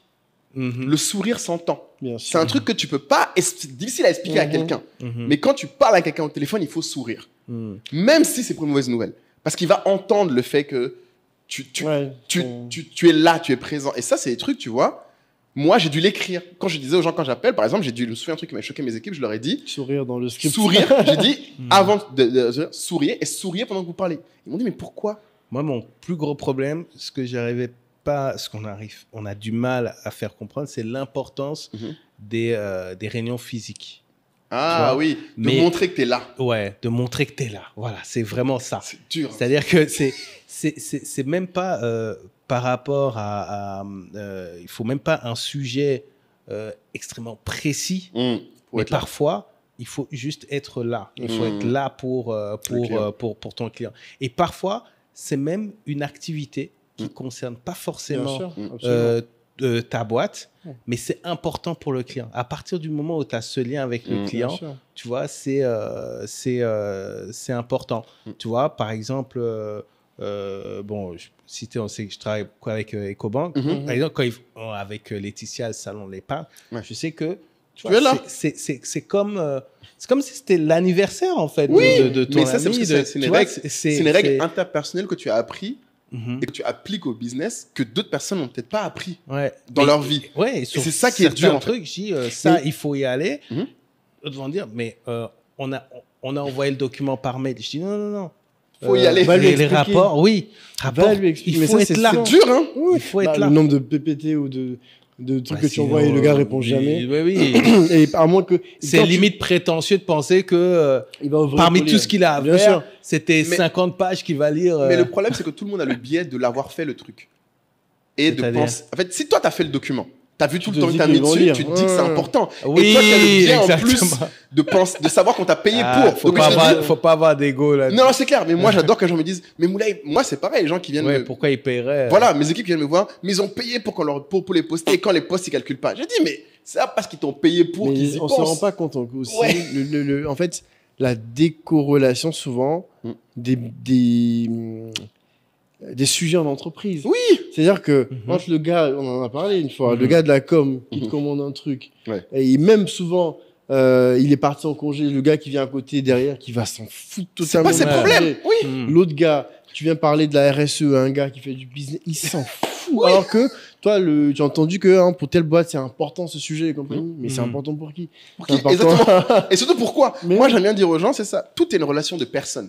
Exactement. Une fois que tu acceptes ça, moi, ce que je dis dans mes équipes, c'est qu'on est dans un business d'être humain. Relationship before transaction. Voilà. Absolument. Et donc, du coup, tu dois en tenir compte. Et c'est très dur à accepter, surtout quand tu fais des trucs, comme tu dis, qui ont l'air factuels.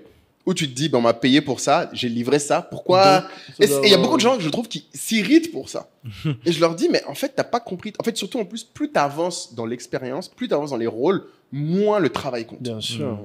Plus tu rentres dans des rôles importants, moins ça devient important l'effectif. Tu voulais qu'on parle de networking peut-être pour conclure, parce qu'on a un expert. Ouais, networking. Les plus gros deals se font au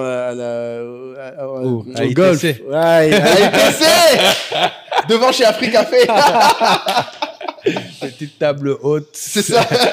J'ai mon bureau là-bas. T'as ton bureau, c'est ça. Si vous venez à l'Agora, vous verrez souvent Malik qui fait le gay. Savoir qui passe pas. Le networking, c'est hyper important. Mais je pense que Et toi, est-ce que tu as un exemple du coup de trucs que tu as vu, par exemple, d'autres consultants avoir du mal à faire? Par exemple, que toi, tu sais que tu as fait bien et que les autres n'arrivent pas à comprendre. Ou bien quand tu le fais, les gens te disent c'est bizarre que tu fasses ça. Déjà même de networker, de networker déjà, ça fait de la différence. Beaucoup de consultants, comme tu disais tout à l'heure, j'ai fait le boulot, j'ai fait le taf et compagnie, ça a marché. En fait, c'est pas juste de faire, je sais plus si on en parlait avec vous avant, c'est pour 1 heure que tu fais de création, donc de contenu ou de production consulting, il t'en faut souvent 4 de diffusion, de marketing, de discussion, de répétition pour que ça finisse par fonctionner. On en parlait avec un pote il n'y a pas très longtemps, il me disait mais putain c'est ce que les associés ils faisaient avant quoi. C'est-à-dire qu'aujourd'hui ce qu'on est en train de faire nous, de déjeuner matin, midi, soir, d'aller prendre des verres, de discuter avec les différents directeurs, d'expliquer des trucs, de prendre ton temps. Tu as l'impression à l'époque que le gars il bossait pas. Oui. Et maintenant tu es là, tu te dis enfin, c'est ça, quoi. C'est ça, le boulot. Expliquer, venir, parler, te faire rabrouer sur 10 trucs commerciaux, 10 rendez-vous commerciaux, tu en as un qui close. Exactement. Donc, c'est ça la dure loi du biz. Et il faut aimer ça, il faut apprendre à aimer ça. Ce que par exemple, tu dis que je fais que les autres font pas, moi les gens ils ont l'impression que tu te fais chier à écrire des trucs sur LinkedIn, pourquoi tu fais ça Malik et compagnie, mais parce que quand je vais voir finalement le gars et qui dit ah mais ta tête me dit quelque chose et compagnie, ah j'ai écrit ça sur ah c'était toi, c'est vrai, ça va Malik et compagnie, et là ils se souviennent. Tu as un truc avec lui. Moi je suis allé voir le DRH d'Ecobank, Ahmed, qui est un grand frère maintenant. À l'époque il me disait c'était pour Choose Your Mentor. Il me dit j'accepte de te recevoir parce que Corédé m'envoie souvent tes posts LinkedIn. Oh, wow. Parce qu'elle voit que tu as posté un truc sur la gestion d'équipe et compagnie, que ça touche au HR, elle m'envoie. Donc, tu as des rendez-vous que personne n'a parce que tu as sorti du contenu avant. Tu as écrit un truc, tu t'as pris ton temps, tu as lu un HBR, tu es venu résumer le HBR en te disant bien sûr que c'est HBR. J'aimerais faire ça. Trop l'argent déjà. Ah, mais moi j'aimerais trop faire ça. Mais HBR, Harvard Business Review. Ouais. Et donc ça c'est l'extra mile, c'est l'extra mile que on a l'impression que en fait tu es en train de t'embêter, mais potentiellement c'est ça qui est en train de nous faire manger, de te donner un nom dans un secteur d'activité. Amen. Que quand les gens pensent à quelque chose on te dit pense à lui. Tu vois ce que j'en ai parlé à Malik. Beaucoup de gens aujourd'hui quand les gars arrivent à Abidjan parce que bon tu es revenu, tu étais à la BC à Paris, on te connaissait un peu, quand les gens arrivent écris à Malik quand même, tu dis que tu es à Abidjan pour tel truc et compagnie, et puis finalement idéalement, comme tu deviens un peu central, parce que à la fois les gens qui viennent, ils vont te contacter, les gens qui cherchent te disent Malik il était là-bas, il a trouvé un truc. Un système d'information. Tu deviens un peu central où les gens vont venir te dire je cherche ça, et tu sais potentiellement à qui aller parler pour dire mais il y a telle personne qui cherche, est-ce que tu regardes pas dans ton côté. Et c'est ça le réseau. Exactement. Il vient d'illustrer le réseau de en fait tu fais des choses et après tu deviens central. Bien sûr. Alors que les gens veulent être centraux d'abord. Et que les choses leur arrivent. Mais c'est ça, beaucoup de gens ils se disent comment je fais pour avoir un réseau. J'en rigole. Moi j'étais ceux qui étaient à l'EMPT vont se souvenir. Moi à l'EMPT c'était quoi, à 10 ans, à 10, 11 ans, 12 ans, j'étais tout le temps ce qu'on appelle élève de jour. Donc tu gardes à vous repos, tu ramènes tes amis d'un endroit à un autre et compagnie. La plupart de ça saoulait la plupart des gens. Moi je kiffais. Ça c'est les délégués ça. J'ai été délégué à l'université. Je les reconnais. Je t'ai dit premier de classe. Arrivé à l'UQAO, à Saint-Cyr, j'étais président des officiers internationaux. Quand je suis sorti à l'ESCP, j'étais pas délégué de ma promo de l'ESCP, mais à la fin, j'ai été président de l'African Business Club. Voilà. L'ESCP était à Abidjan il y a un mois. Bon, en fait, j'ai directement été en contact avec les gens pour pouvoir organiser le truc avec Deloitte, après organiser le dîner de l'ESCP. Donc, au final... Ouais, c'est que tu as toujours fait les trucs d'abord et après ça te vient. Bien sûr, tu fais les trucs, tu te rends serviable et puis surtout tu le fais de la bonne des manières. Moi, quand on m'a demandé d'organiser le truc avec le SCP quand ils sont venus, il y a un président du groupe SCP Afrique, qui est un grand frère, Cheikh. Mais je ne prends pas en disant je vais faire le truc. J'appelle Cheikh. Tu lui demandes. Cheikh, vraiment, on m'a demandé ça. Tu en penses quoi? Il me dit petit, il n'y a pas de problème, vas-y. Et je suis son petit. Il n'y a aucun problème avec ça. Voilà. Et puis les gens vont prendre de l'ego et non. Et donc je fais les choses, je rends les services qu'il faut rendre. Et puis si un jour ça me revient dessus, tant mieux. Bon, je pense on est bien là on a fait on est revenu à ce qu'on a dit au départ, faites des trucs, créez du contenu et je trouve que c'est vrai qu'on en parle, peut-être Kaï, tu pourras peut-être en parler plus longuement que moi, mais il faut aussi s'engager. Je pense que c'est important, on n'en parle pas souvent parce qu'on n'a pas forcément des gens comme toi souvent, mais soyez dans des groupes, soyez engagés, apportez de la valeur. Si vous voulez avoir un réseau, il faut que vous apportiez aux gens. Et donc, ça veut dire rentrer dans les associations. Je ne sais pas à quel point on le dit souvent d'ailleurs, mais je sais que pour moi, c'est une de mes convictions. Le service est nécessaire. Je ne sais pas comment l'expliquer. Un peu dans un tout autre domaine, parce qu'en ce moment, on parle beaucoup des placements financiers. On se disait que c'est aussi une façon de contribuer à l'essor de l'économie locale, des champions d'ici, des entreprises locales. Quand on a parlé aussi, quand on a annoncé Immobilier d'Afrique, on a aussi ouvert une petite porte, on va dire, militante, en se disant... si d'autres personnes veulent tu vois, non, qu'il faut que soit s'intéressent à l'idée d'être propriétaire, le mindset d'être propriétaire. Et donc, si on transpose ça au contenu, c'est ça, c'est en fait, au-delà de ce que ça apporte, on a parlé de ce que ça apporte d'un point de vue personnel, on a parlé de l'impact potentiel que tu peux avoir sur l'audience, mais c'est vrai qu'on peut également parler d'engagement, de militantisme, de ce que tu apportes finalement avec toute cette génération qui dit que je veux absolument, tu vois, African Power, etc. Exactement, C'est aussi une façon de le faire. Exactement. Voilà, ce que je veux dire, c'est ça. C'est que le panafricanisme commence dans ce que tu fais tous les jours. C'est pas le jour où tu votes uniquement que ça se passe. En fait, c'est ce que je veux dire. Il faut que les gens se rendent compte. Il faut faire quoi. Faut faire avec les gens. Il faut faire de la communauté. Association à la diaspora, association locale. En tout cas, même dans l'association du quartier. Oui, voilà. Ça peut être dans ton quartier. De l'immeuble. Moi, je dis souvent que la politique, c'est pas que le gouvernement. C'est aussi... voilà, l'école demande aux parents de s'impliquer. Toi, tu es dans ça, je suis sûr. Mais moi, quand je le vois, il est réunion des parents d'élèves. Mon fils, ça fait 2 ans qu'il est dans son école, donc aujourd'hui, j'ai pas encore sauté dessus. Mais si j'ai l'occasion un jour, mais moi. Tu vas pas louper. Mais non, avec plaisir, parce que. Il y a un poste. Délégué des parents. Mais avec plaisir, tu sais, parce que dans l'école de mon enfant, tu as forcément des gens. Et les gens choisissent. C'est avec qui j'ai parlé de ça il y a pas longtemps. Tu veux dire le avec réseau le gars parents d'élèves. Exactement, le gars de la résidence, on en discutait. Pardon, Stéphane, j'ai dit le gars de la résidence, excuse-moi Stéphane. On en discutait, il me disait que ses parents l'avaient mis dans une école qui était la concurrence de l'école française. L'école des Roches, ou je sais pas, un truc comme ça, qui est une école d'un très bon niveau, et que ça avait changé sa vie. Et donc, pour revenir à ce que je disais, l'école tu mets dans l'école, le nombre de gens que tu vas rencontrer, mais parce que tu as pris le temps de dire, ah ok, c'est moi qui vais organiser la soirée parents d'élèves aujourd'hui, tu vas potentiellement rencontrer des gens, tel gens, qui vont dire, mais finalement, il est sympa, Malik. Et est-ce que, j'ai une mission de conseil là, qu'est-ce que tu viens, tiens, tu vois. Et au début, c'est pas parce que ça m'intéressait, c'est parce que ça me fait plaisir. Bien sûr. C'est ça le point important. Tu le fais pas pour quelque chose. Combien de fois avec Kaï, on s'est posé ici, discuter, juste prendre du temps. Ouais, ça vaut même. Juste prendre du temps, échanger, discuter et compagnie. On n'a jamais échangé financièrement. C'est même pas ça le sujet. Et peut-être qu'un jour, finalement, moi, je vais avoir un truc à me dire, je cherche une agence de com et compagnie. J'appelle Kaï, ou Kaï, en cherchant un consultant. Ah, Malik, on a tellement parlé, je sais qu'il sait faire. Il m'a montré ce qu'il sait faire en discutant. Je pousse. Tu vois. Donc, faites les choses. Ayez envie de faire les choses, d'accompagner les gens, ça peut être emmerdant. Il y a beaucoup de gens qui vont vous dire, ouais, en effet, pourquoi tu te fais chier pourquoi tu bosses sur LinkedIn? Pourquoi samedi matin, tu vas dans quelle association? Tu vas aller t'asseoir pour aller faire un podcast, reste couché chez toi, quoi. Je te jure. Ah non, mais je comprends. Après, nous aussi, on aimerait rester couchés des fois. Faut que ça leur fasse plaisir. Mais, en fait, mais avant de décider si j'ai la flemme ou pas, il faut essayer de dépasser les 7 épisodes, dépasser, faut au moins mais il faut essayer. Ou trouver le truc où initialement vous avez envie de. Vous pourrez arrêter en cours de route. Tester des choses. Voilà, mais il faut tester. Do shit, comme dirait Gary. Voilà. Do shit, exactement. Les gens font pas assez de trucs. Ils sont là, ça parle seulement. C'est calé sur Insta et TikTok et ça parle seulement. Si tu es, comme disait Alassane hier, Alassane Cadeau, hein, pas l'autre. C'est ça. Pas le président. Il disait quelqu'un qui a intelligence sans ambition, c'est un oiseau qui n'a pas d'aile, il va nulle part. Et si vous avez de l'ambition, à un moment donné, il faut faire des choses. Pour qu'on vous repère, pour qu'on vous identifie, pour qu'on vous donne les possibilités de pouvoir. Et que tu apprennes. Si c'est des gens intelligents. Non, ils vont aller. Il y en a. Il y en a. Je veux dire. Donc il faut y aller, quoi. Non, mais du coup, oui, on a oublié de te demander le mot de la fin. Parce que chez nous, c'est un mot, comme tu sais, que les gens vont utiliser pour faire un commentaire. Donc, si on dit stratégie, est-ce que c'est... Ouais, très bien, moi je prends. Donc, allons sur stratégie.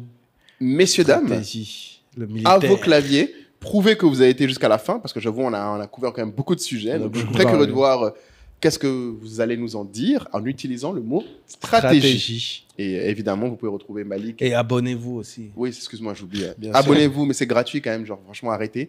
Un petit bouton en bas. Voilà, faites ça. Et puis sur les plateformes audio, comment ça se passe? Ils peuvent mettre des commentaires, tout ça, non? Ouais, ils mettent des petits feedbacks sur Spotify. Et des 5 étoiles. Ceux qui nous écoutent dans les voitures, là. Faites la photo de votre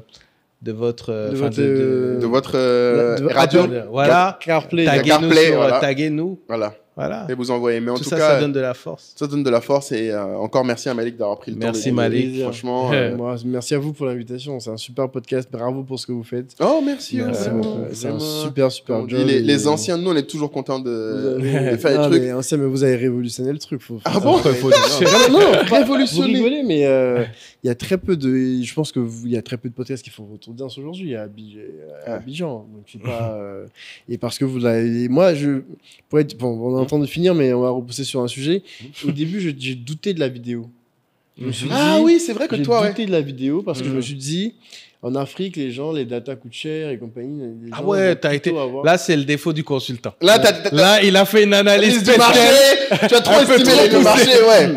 Un peu trop poussé. Parce que nous, on s'est dit, ce serait marrant que nos enfants ils voient ça dans 20 ans. Exactement. C'était juste ça. On s'est dit, nous, comme ça, ils nous voient, genre, et puis ils voient comment on était. Vraiment, c'était ça. Hein. Tu vois, alors toi, t'as été sur l'analyse du marché. souvent, faut pas faire ça. Et donc, mais là, je suis en train de réfléchir à passer vidéo. Ah bon? Parce que mais il faut venir. Tu sais que nous, on accueille à bras ouverts les gens qui viennent en vidéo, toujours. Avec plaisir, mais parce que oui, c'est un game changer. Parce que tu donnes accès à ton contenu, je pense, à plus de gens. YouTube est beaucoup plus accessible que Apple Podcast ou. Et puis en plus, la recommandation de YouTube, c'est incroyable. L'algo de YouTube, il faut le dire, c'est YouTube. Google fait quand même bien son taf. On peut dire ce qu'on veut, mais franchement, il n'y a pas un mois où j'étais à la maison. T'imagines, tu crées YouTube. T'imagines, t'es le créateur de YouTube. J'ai dit, c'était son rêve au départ, ça, il cherche depuis. Et après, je lui ai dit même si tu fais pas d'argent. Voilà. Mais t'as quand même créé YouTube. T'es quand même quelqu'un. Quel impact. Mais le problème, franchement, c'est comme si tu disais, j'ai créé la télévision. Oui. C'est un network effect qui est terrible parce que tout le monde, tu peux pas venir compétir. Ouais. Tu peux pas, c'est compliqué à compétir. Non, mais puis surtout, le bien que tu fais aux gens, moi, depuis que j'entre dans YouTube, les choses que j'ai découvertes, les trucs, en fait, là, tu peux dormir à la fin. Ownership, quoi. Ouais. T'as plus ce truc de, oui, les médias parlent pas de nous. Oui, ça c'est très vrai parce que je pense qu'on peut dire ce constat maintenant. Quelqu'un qui me dit, en tout cas, j'espère qu'il y a plus de jeunes. Si c'est le cas, dites-le nous. Mais maintenant, les gens peuvent pas dire, on nous montre pas des trucs qui nous parlent. Ou bien c'est que tu n'as pas cherché. Il y a trop. Sinon, il en faut plus, mais il y en a. Non, il en faut. Moi, je pense qu'il en faut plus parce qu'encore une fois, il faut qu'on dise aux gens, comme tu l'as dit, Kai, en fait, il faut que ce soit de plus en plus fin. Je pense que les gens sont encore trop superficiels. Ils recherchent du mainstream. Voilà. N'ayez pas honte d'être unique. Vous aimez le foot, allez à fond. Vous aimez l'Athletic Bilbao là, qui apparemment est à son heure de gloire. Madrid. Voilà. Ils ont perdu. Athletic Madrid, voilà, ils ont perdu. Mais ce que je veux dire, c'est que tu as le droit, en fait, moi, c'est pour ça que j'aime bien le concept des déviants, de dire aux gens, tu as le droit d'être différent et de pousser ta différence. Exactement. Et quand tu vas pousser ta différence, ceux qui sont comme toi, c'est là que tu vas rencontrer ceux qui sont comme toi. Exactement. C'est vrai. Faut parce pas qu'ils avoir sont honte. Là, mais... Ouais, et c'est ça qui est, dans notre société, je trouve qu'il y a encore été beaucoup dommage, c'est que on nous pousse à s'uniformiser. Déjà, la société de manière générale le fait. En Afrique, je pense que c'est un tantinet plus. Et c'est ça que j'essaie de pousser aux gens, parce que je pense que oui, moi j'attends de voir encore des Africains, comme tu dis, parler de jeux vidéo. Je vois qu'il y a des trucs, mais je vois pas encore de contenu qui me... Tu vois, par exemple, un contenu que j'aime beaucoup, c'est le contenu où il y a des jeunes mariés qui... Le canapé des mariés, très sympa aussi l'autre. Oui, surtout quand tu sais l'impact culturel que peut avoir le mariage chez nous. Bien sûr. Tu vois, c'est un contenu local. Ils ont commencé ça commence à bien marcher parce qu'ils ont eu un partenaire avec Ikea, tout ça. Hein. Ils ont eu un partenaire avec Ikea. Ouais, ils ont fait. Mais on aime ça. Les potentiels sponsors qui nous écoutent là. Depuis là. C'est comment Bon, vous savez comment nous joindre quand même. Envoyez-nous un petit mail, tout ça. Nous sommes ouverts. Non, on fait du bon boulot, donc n'hésitez pas à venir nous voir. Mais en tout cas, merci de nous avoir écoutés. C'est ça. Merci Malik. Et puis à très vite. À très vite. Ciao.